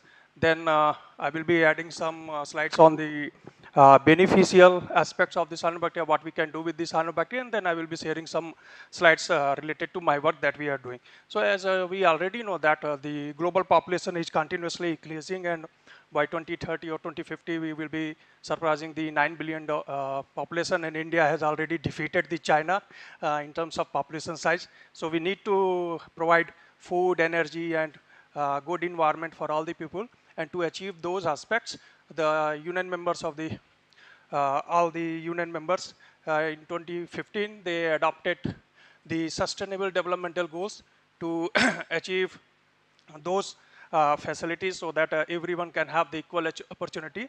So I'm particularly interested in food, energy and environment, and there are other social aspects also that we also need to tackle. So basically about the cyanobacteria, as I said, these are blue-green algae, and these are the organisms that were responsible for the present day aerobic life, because when the life emerged, there was initially the anaerobic life, and when the cyanobacteria, ancestors of the cyanobacteria, they came into the existence, they started producing the oxygen and resulted into the aerobic life. So in addition to the oxygen, the cyanobacteria, they sequester also CO2. They can do a lot of things. For example, they act as a CO2 sink, so they can sequester the CO2. They have very efficient carbon concentrating mechanism due to the presence of the carboxysome. They can be also useful for the bioremediation of different metals. And in the paddy rice field, they can also provide the oxygen for the oxidation of the methane for methanotrophs. And in addition to those environmental benefits, the cyanobacteria, they can also be used for the production of the bioplastics, biofuels, biofertilizers, and there are several chemicals that can be produced in an eco-friendly manner. So that we call it a blue-green technique or approach for sustainable development of the energy and food and all those kind of things. So if we talk about the bioenergy, as we already know, we are depending on the right now on the fossil fuels, that is limited resource, and whatever the problem we are having in the global, basically that is because of the energy, nothing else. So all the things are happening in the world, whatever, that is because of the energy. So initially to overcome that problem, and then if all the countries have their own bioenergy resource, that we can tackle a lot of problems. So initially to overcome that problem, the first and second generation of bioenergy were proposed, but that were based on the plant and agriculture crops that will ultimately compete with the food production. So to overcome that problem, the third and fourth generation of bioenergy was given. That is basically depending on the algae and cyanobacteria. And then fourth generation is having the genetically engineered strains of the algae and cyanobacteria, because whatever the like 20, 30 years of work that led to the conclusion that whatever the native strains we have that are not enough for the economic viability of the industry related into that thing. So we can genetically engineer the organism and can increase the lipid component of carbohydrate content that can give more viable setup. So because of that, several genetic engineering using the synthetic biology approach, the strains of cyanobacteria have been engineered to produce various chemicals, bioplastics, but those productions are depending on the fixed carbon that is occurring in the carboxysome, and then this fixation of carbon is also depending on the photosynthetic machine that take up the energy and then used for the fixation of the carbon, and these fixed carbon are diverted for the production of different chemicals. Okay, so this I have just shown. We can also use the cyanobacteria for the bioplastic production. So for all those aspects, like using the cyanobacteria or green algae, we need to grow them at large scale system.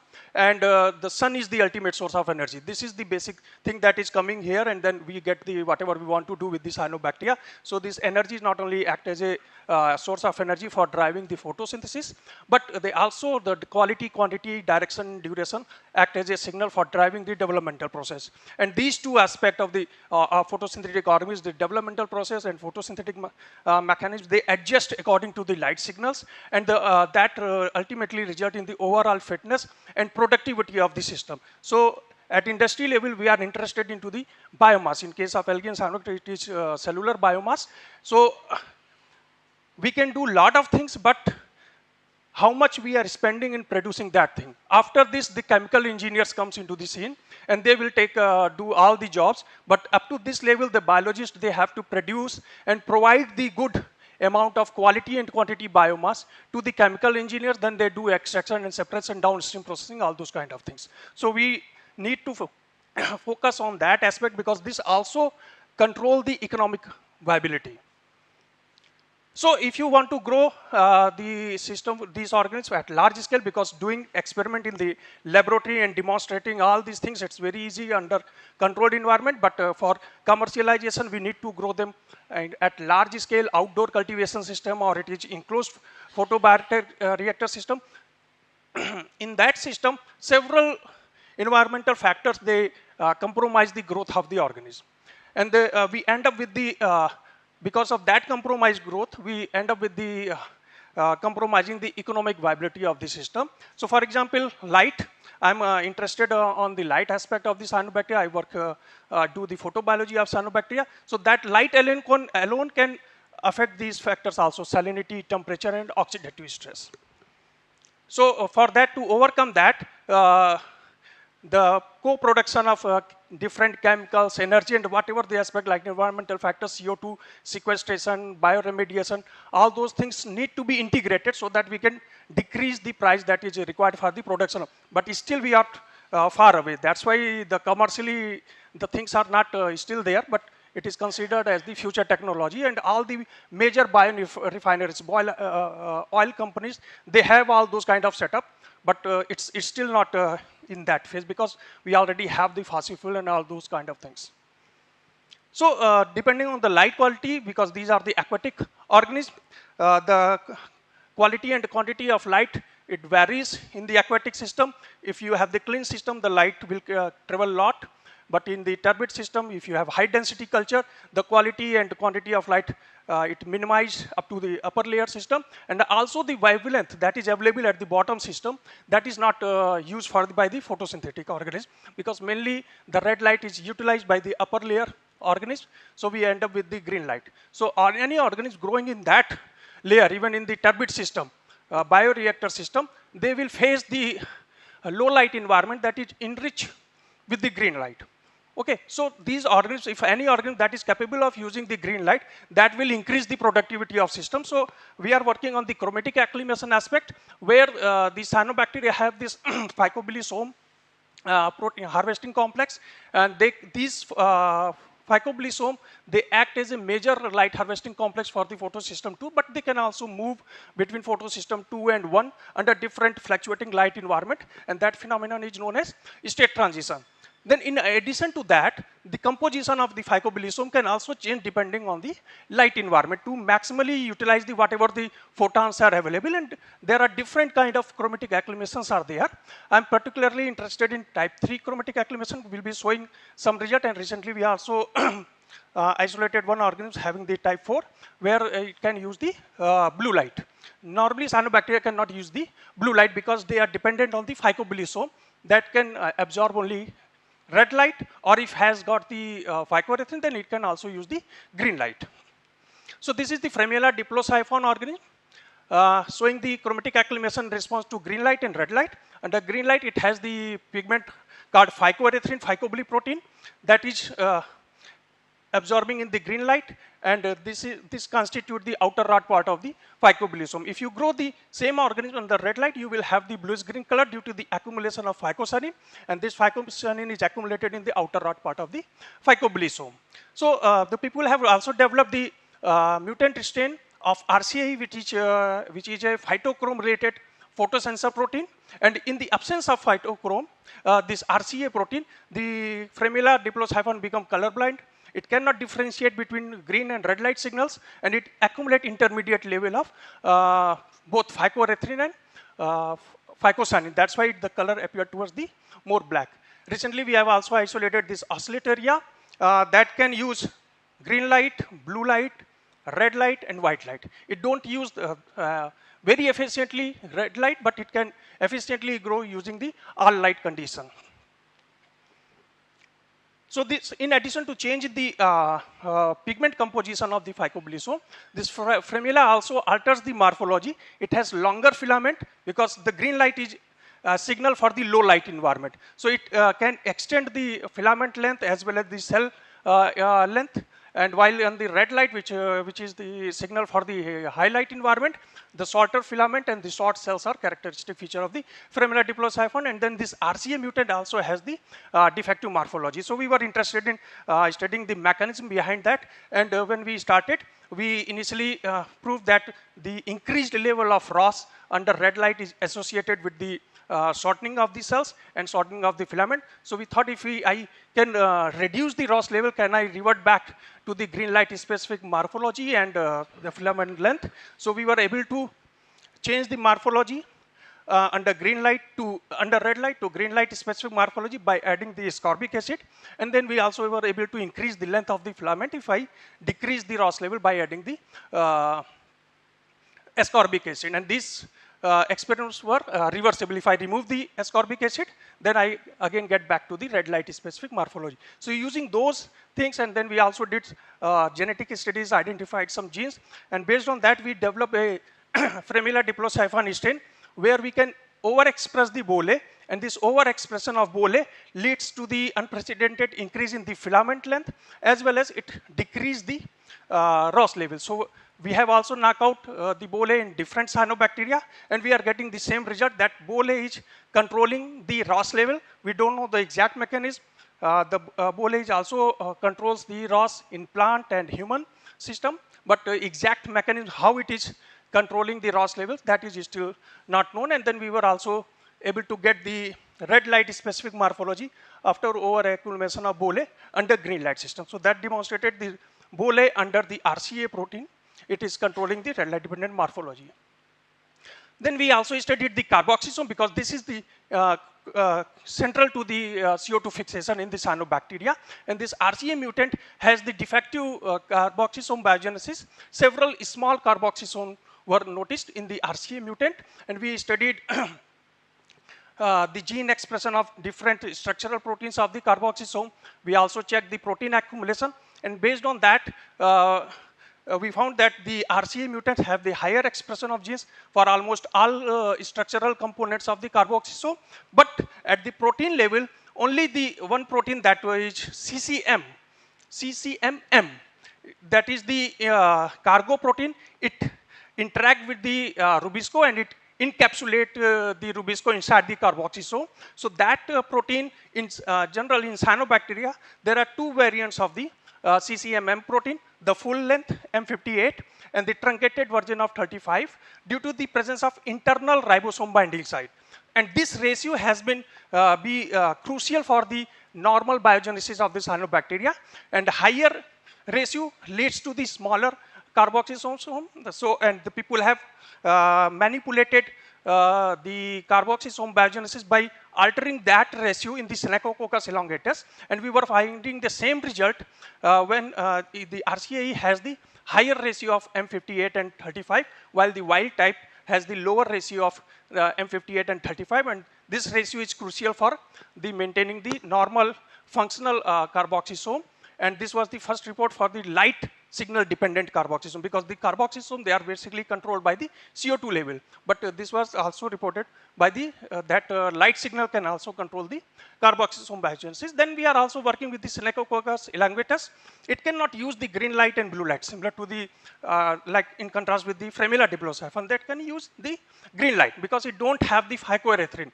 So it gives the lower biomass production, but that is compensated by the increased lipid production. So under green and blue light, we notice that almost double amount of lipid is produced in the case of Synechococcus, and that was also associated with the increased level of ROS level. And this is, right now we have, this is not genetically engineered. We have used different combination of light, intensity, and duration to, this is the wild type original Synechococcus, and just by photoengineering we are having this kind of length. Now we are interested in digging out how it is happening and what are the mechanisms and all those things. So we are moving with that. So this is not the genetically engineered thing. Then we have knockout glutaredoxin gene in the Synechococcus elongatus. It is a reducing protein. It acts as a redox thing for the several proteins, and removing the glutar monothiol and dithiol glutaredoxin resulted in increased width of the cell, so they become bigger. And in addition to that, there was tremendous, almost double increase in the lipid content, carbohydrate content, and there was decrease in the protein content. For the bioenergy, you don't need protein. Protein are not good. Whether you are having the biodiesel or bioethanol, where the carbohydrate and the lipid is used, or you are using the hydrothermal liquefaction, there also you the protein are not considered good. So we were able to remove, by removing the glutaredoxin protein, able to decrease the protein content. That was due to complete elimination of the phycobilisome.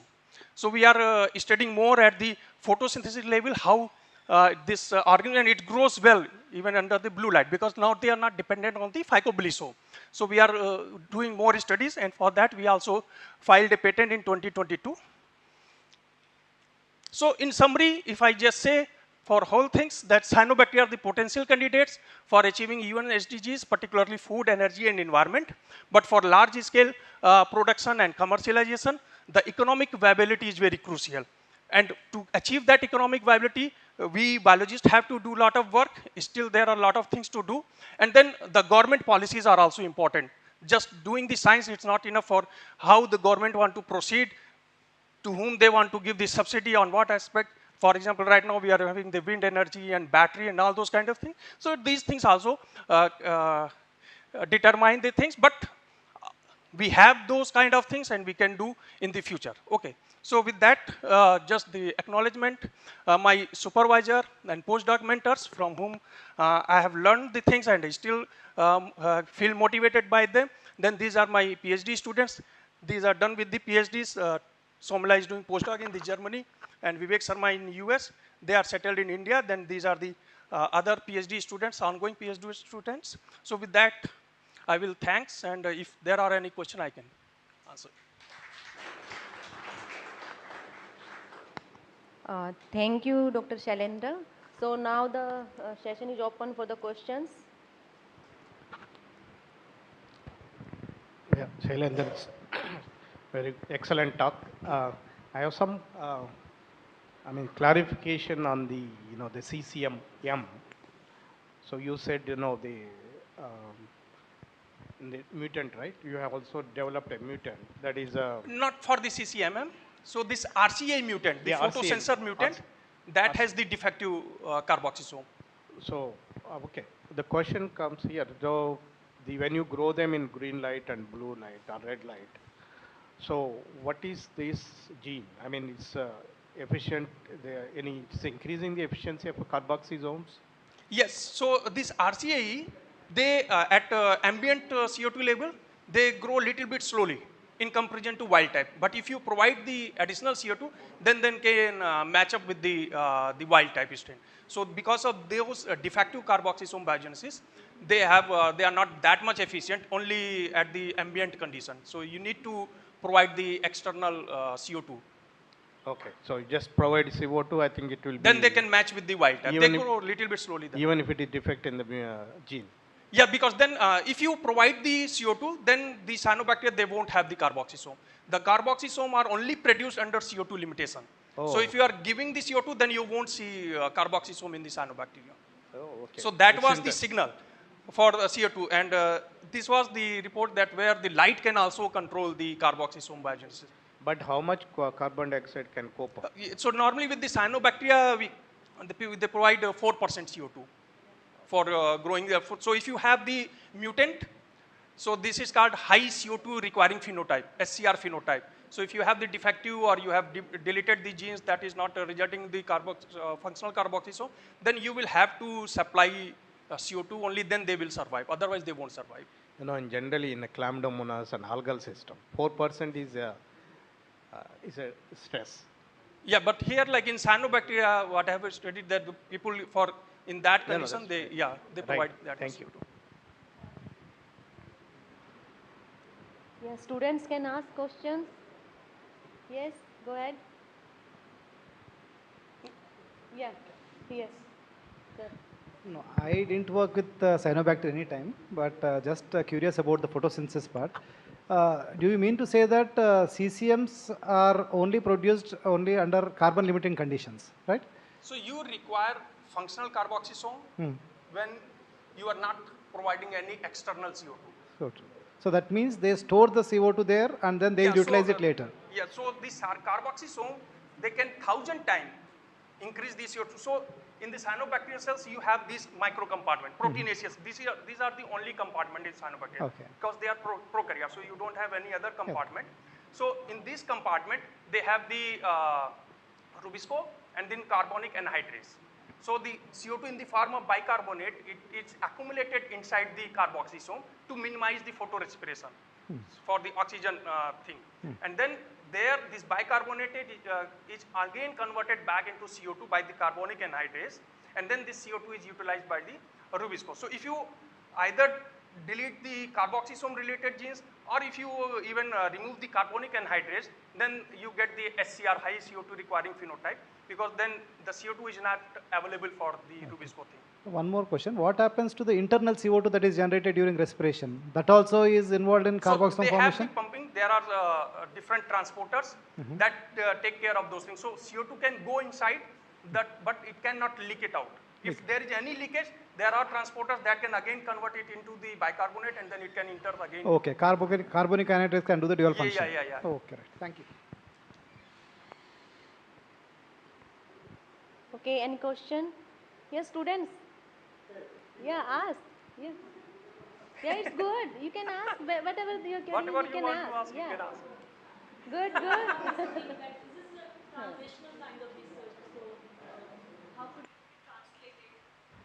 So basically, what I do, on one hand, I do the basic research.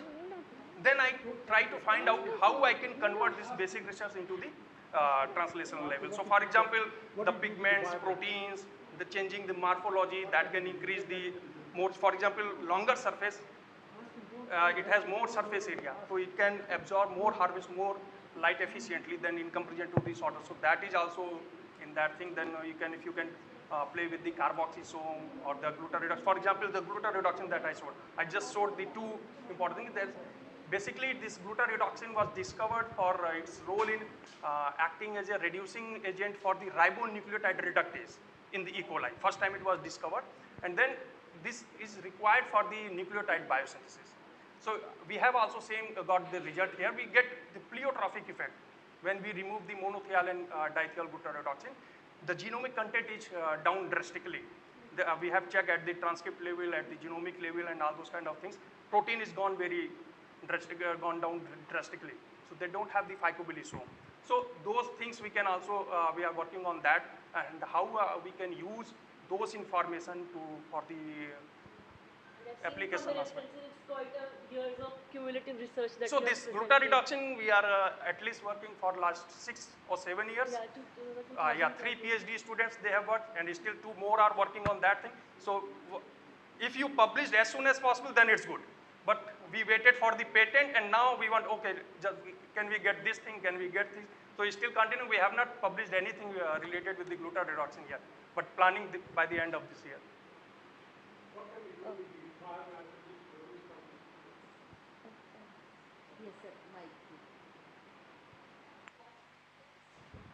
What can we do with the biomass which is produced from this? So this biomass can be used for various purposes. For example, as I showed in the first slide, this you can do the environmental things. You can grow this cyanobacteria or algae even also. So, and then you can use those biomass for the production of proteins or the valuable chemicals. If you have genetically engineered strains, or for the lipid harvesting, the cyanobacteria are not having the good amount of lipid, only 9% it's there. So with our study, we were able to double it up. So carbohydrate, protein, so they are different metabolites, photoprotective compounds. We are working with the photoprotective compounds also. So this biomass is very valuable.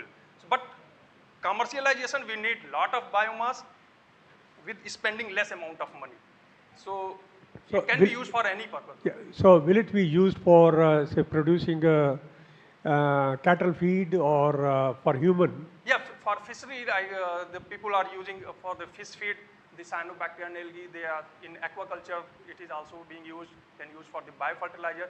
So these techniques are there, but like large scale and depending on like how much it is costing, and those things are are there. So it's biofertilizer. They are there for long time. It's not I'm telling something new. So various application of cyanobacteria. So that's where this young researcher will come handy, isn't it? Yeah. They have to do the work. So right now we have to spend a lot of money for cultivation. Yeah. So, and that is costing too much. And then we have the cheaper fossil fuel. So for example, if I just give the old data, then around that time when I worked briefly with the Reliance Industries as a senior scientist, algae to oil sector. So all the big oil companies, they have all those kind of things. So that time, like using the cyanobacteria algae, around $200 per barrel, it was cost. So we have to bring it, their target was $35 per barrel. So because I'm now disconnected, so I don't know how much they have reached globally, but the target was $35 to $50 per barrel. If you can add, then it will become economically viable in current situation. Or if you just eliminate the fossil fuel, then it will, obviously it will become. So depending on, that's why I said the government policies are very important. Like we have a lot of things, but depending on the government, what they want. Very good afternoon. It's an excellent presentation. It's a general doubt. Cyanobacteria are aerobic. So how they will adapt for facultative anoxygenic photosynthesis? I heard of that. That's why, because you are an expert in cyanobacteria. So I don't have too much experience with the anaerobic thing, but there are certain cyanobacteria, based on the literature I can recall, that right now that some up to certain extent, like they can tolerate with the anaerobic environment, but I don't think that will be good enough. So anoxygenic photosynthesis is adapting that cyanobacteria. In what conditions inducing like that? You can grow some cyanobacteria just giving the carbon source, but not all the cyanobacteria. The Anabina, they can use, for example, I use fructose to grow them under dark condition. But then you have to have those things also. That will add to the cost. So. Excellent. Thank you. Thank you. Thank you. Dr. Shailendra, for a nice talk and good discussion with us. So thank you again. Thank you. Now I would like to invite Dr. Dinakar, Center University of Tamil Nadu, Thiruvar. The topic of the talk is activation of redox dissipation pathway for the protection of the photosynthesis in the selected plant inoculated with the halotolerant PZ PV. Yeah, now stage is yours. Thank you, Dr. Neeta. Yeah, just let me check it's working.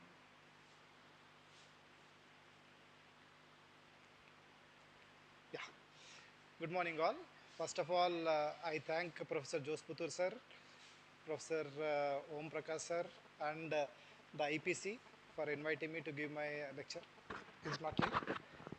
Fine? Oh, too loud. Yeah, I'll repeat again. First of all, I thank Professor Jose sir, then Professor Om Prakash sir, and IPC for allowing me to present my work in IPC 18 conference, international conference. Then from some time ago, we have been working on protection of photosynthesis mechanisms under stress conditions. So recently, I think 4 to 5 years before, we thought that why can't we employ bacteria to see protection of photosynthesis mechanisms in plants. So the story is 4 to 5 years old story. So we came up with a bacteria. So that bacteria is able to protect the photosynthesis under soil stress conditions. Me, when I was preparing the slides, I didn't know that there are The student presentation. So it will be online. Okay. So now I hand it over to. Okay, it is recording session. Thank you, Neeta ma'am. So the next presentation would be online by PM Varuni Abhyaratne. And should we speaking on rapid in-field phyto-screening of volatile organic contaminants using a portable GCPID. And she's affiliated to Missouri Science and Technology University, USA. So I hand over. My name is Varuni Abhiratna, and I am a PhD student at Missouri University of Science and Technology. This presentation will highlight the use of portable gas chromatography to analyze volatile organic contaminants in trees. I also would like to take a moment to acknowledge the other members of my team that have contributed to this study. I would like to begin my presentation by addressing the motivation behind this project. Vapor intrusion is the leading human exposure pathway to VOCs. When there is vapor-forming groundwater contamination beneath a building, vapors can migrate through soil into indoor air through fractures in the foundation or flow wall gaps. This is concerning because we spend most of our time indoors and exposure to VOCs can have negative health impacts. Long-term exposure to low-level concentrations is especially of concern because it can go undetected for prolonged periods of time. There are challenges to traditional methods of assessing vapor intrusion. Air samples can be collected from indoor air and sub-slab levels using SUMA canisters, but this is time-consuming as contamination is at depth and requires entry into buildings to install sampling ports. Also, the specialized equipment and personnel required contributes to cost. However, just as vapors infiltrate a building, they can also be taken up by trees, as both buildings and trees are at negative pressure. Since trees and buildings occupy the same environmental space, phytoscreening can be a tool to assess vapor intrusion risk.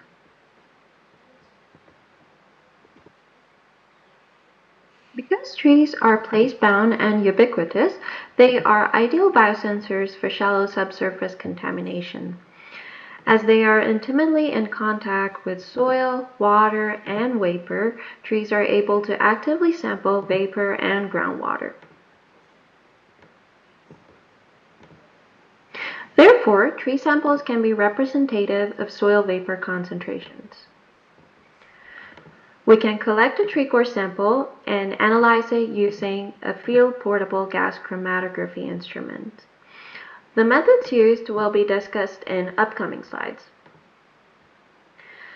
This method is a favorable alternative to assess vapor intrusion risk, as phytoscreening is not ecologically damaging and allows sampling of a large area with minimal cost. Also, samples do not need to be collected inside structures, and permission is more likely to be given to sample a tree near a property. In earlier work, a VOC phytoscreening study was done by Limmer and Holmes at Schumann Park, where a CLVOC plume had been detected. They conducted solid-phase microextraction sampling in trees, and the analysis was performed at Missouri S&T's Environmental Lab at Butler Carlton Hall.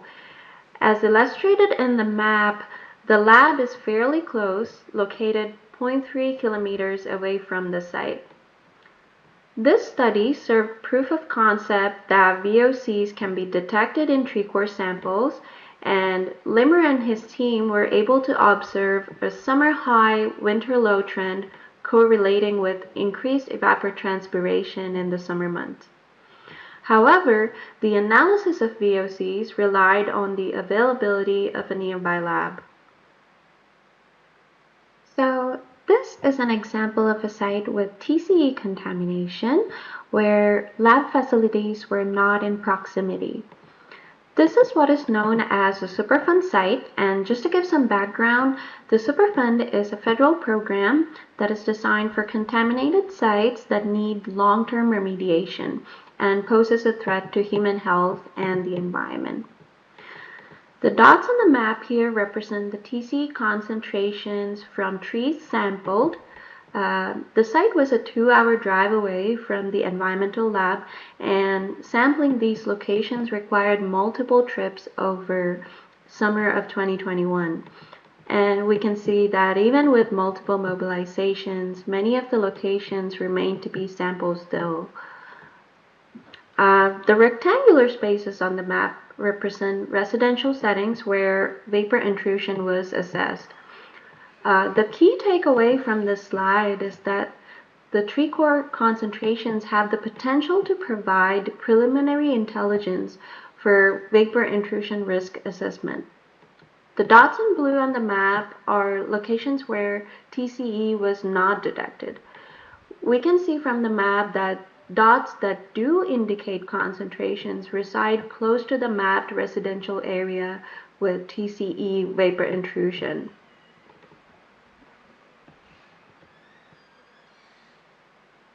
The novel aspect of our study is the use of a portable GC. Our objective was to conduct VOC phytoscreening at any desired location, regardless of proximity to a lab. Also, with vapor intrusion risk assessment as our motive, rapid response was important. We used the Novatest P300 instrument with gas chromatography coupled with a photoionization detector. This allows for extraction and analysis right there in the field with minimal mobilization. Upon equilibration of samples, the total runtime is under 7 minutes per sample. Since we are able to get real-time responses, the sampling can be guided, allowing to divert from locations with no detection and redirecting the path towards hotspots. This is our experimental setup. Upon collection, we introduce the tree cores into a headspace vial, which is then heated to 40 degrees Celsius and equilibrated for 1 hour. The vial is connected to a nitrogen-filled Tedler bag and to the sampling port of the portable GC. The extraction and analysis is 6 minutes and 20 seconds to be exact, and a chromatogram is displayed in the built-in screen of the portable GC. We find that CDCE elutes first, followed by TCE, and then PCE, which is in agreement with their boiling points and molecular weights. We conducted our field test at Schumann Park, which was found to be contaminated with PCE, TCE, and CDCE during earlier work by Limmer and his team. The source area is circled in red. We sampled 10 trees and obtained 2 samples from each tree. Tree 10, located further away from the plume area, was chosen as the control tree. So far, we have completed 2 field tests at this site, once in winter 2023 and once in summer 2024. The instrument setup easily fits in the back of a car, and sampling and analysis can be carried out with just 2 people. Here we present the results for CDCE during the winter versus the summer. We are able to detect CDCE at almost all locations, and no CDCE is detected at the control tree. We also detect TCE at almost all the sampling locations, even at low concentrations. We do notice TCE at the control tree. However, we suspect this is perhaps due to TCE being ubiquitous in the environment. And these are the PCE concentrations detected at each of the sample trees. We observed that while there is a summer high, winter low pattern for TCE at many of the sample locations, this is not the case for CDCE and PCE. However, we are successful in detecting the presence of these 3 VOC compounds. Here we present TCE concentrations mapped at each location. Mapping of concentrations in real time as we sample each location and making use of prediction tools would aid in directed sampling. And these are the mapped PCE concentrations, which help us distinguish between regions of high concentration and low concentration. We conclude that VOC phytoscreening with the aid of a portable GC has the potential to provide rapid intelligence in assessing vapor intrusion risk. Concentrations can be assessed real-time, and we estimate that 50 to 60 samples could be assessed per day. Since analysis will be in real time, we are able to direct sampling away from negative responses towards hotspots.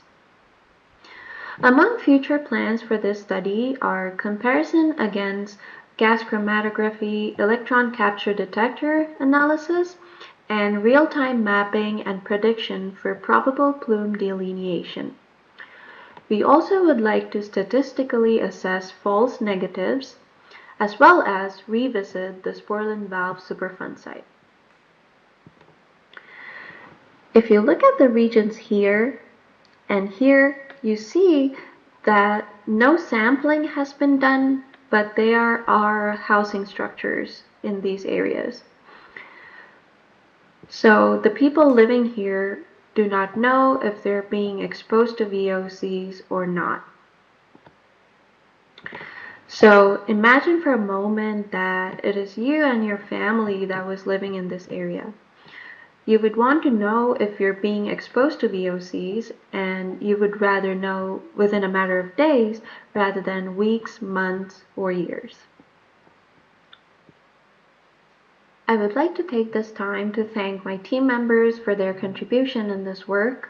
I would also like to recognize my undergraduate research assistants for their support and help throughout. A special thank you to my advisor, Dr. Joel Birkin, for his constant encouragement and guidance. Thank you all for listening. And if you have any questions, you can contact me at this email address, and I'll be happy to answer any of the questions you have. Thank you. Okay, so thank you everyone. So all the speakers, now we are conclude this session. I am thankful to all the speakers for nice presentations. So now I think if any discussion, we can do discussion over here, some questions with the speakers also sitting over here. Okay. Okay, so I am very thankful to the organizers for giving me this opportunity to chair this session. So we both are very thankful. Thank you everyone for your cooperation and for your kind attention during this session. And so what's the next? I think now we have to move for the lunch because this session is finally two talks are that students are not available. So we can move for the lunch. Okay, thank you.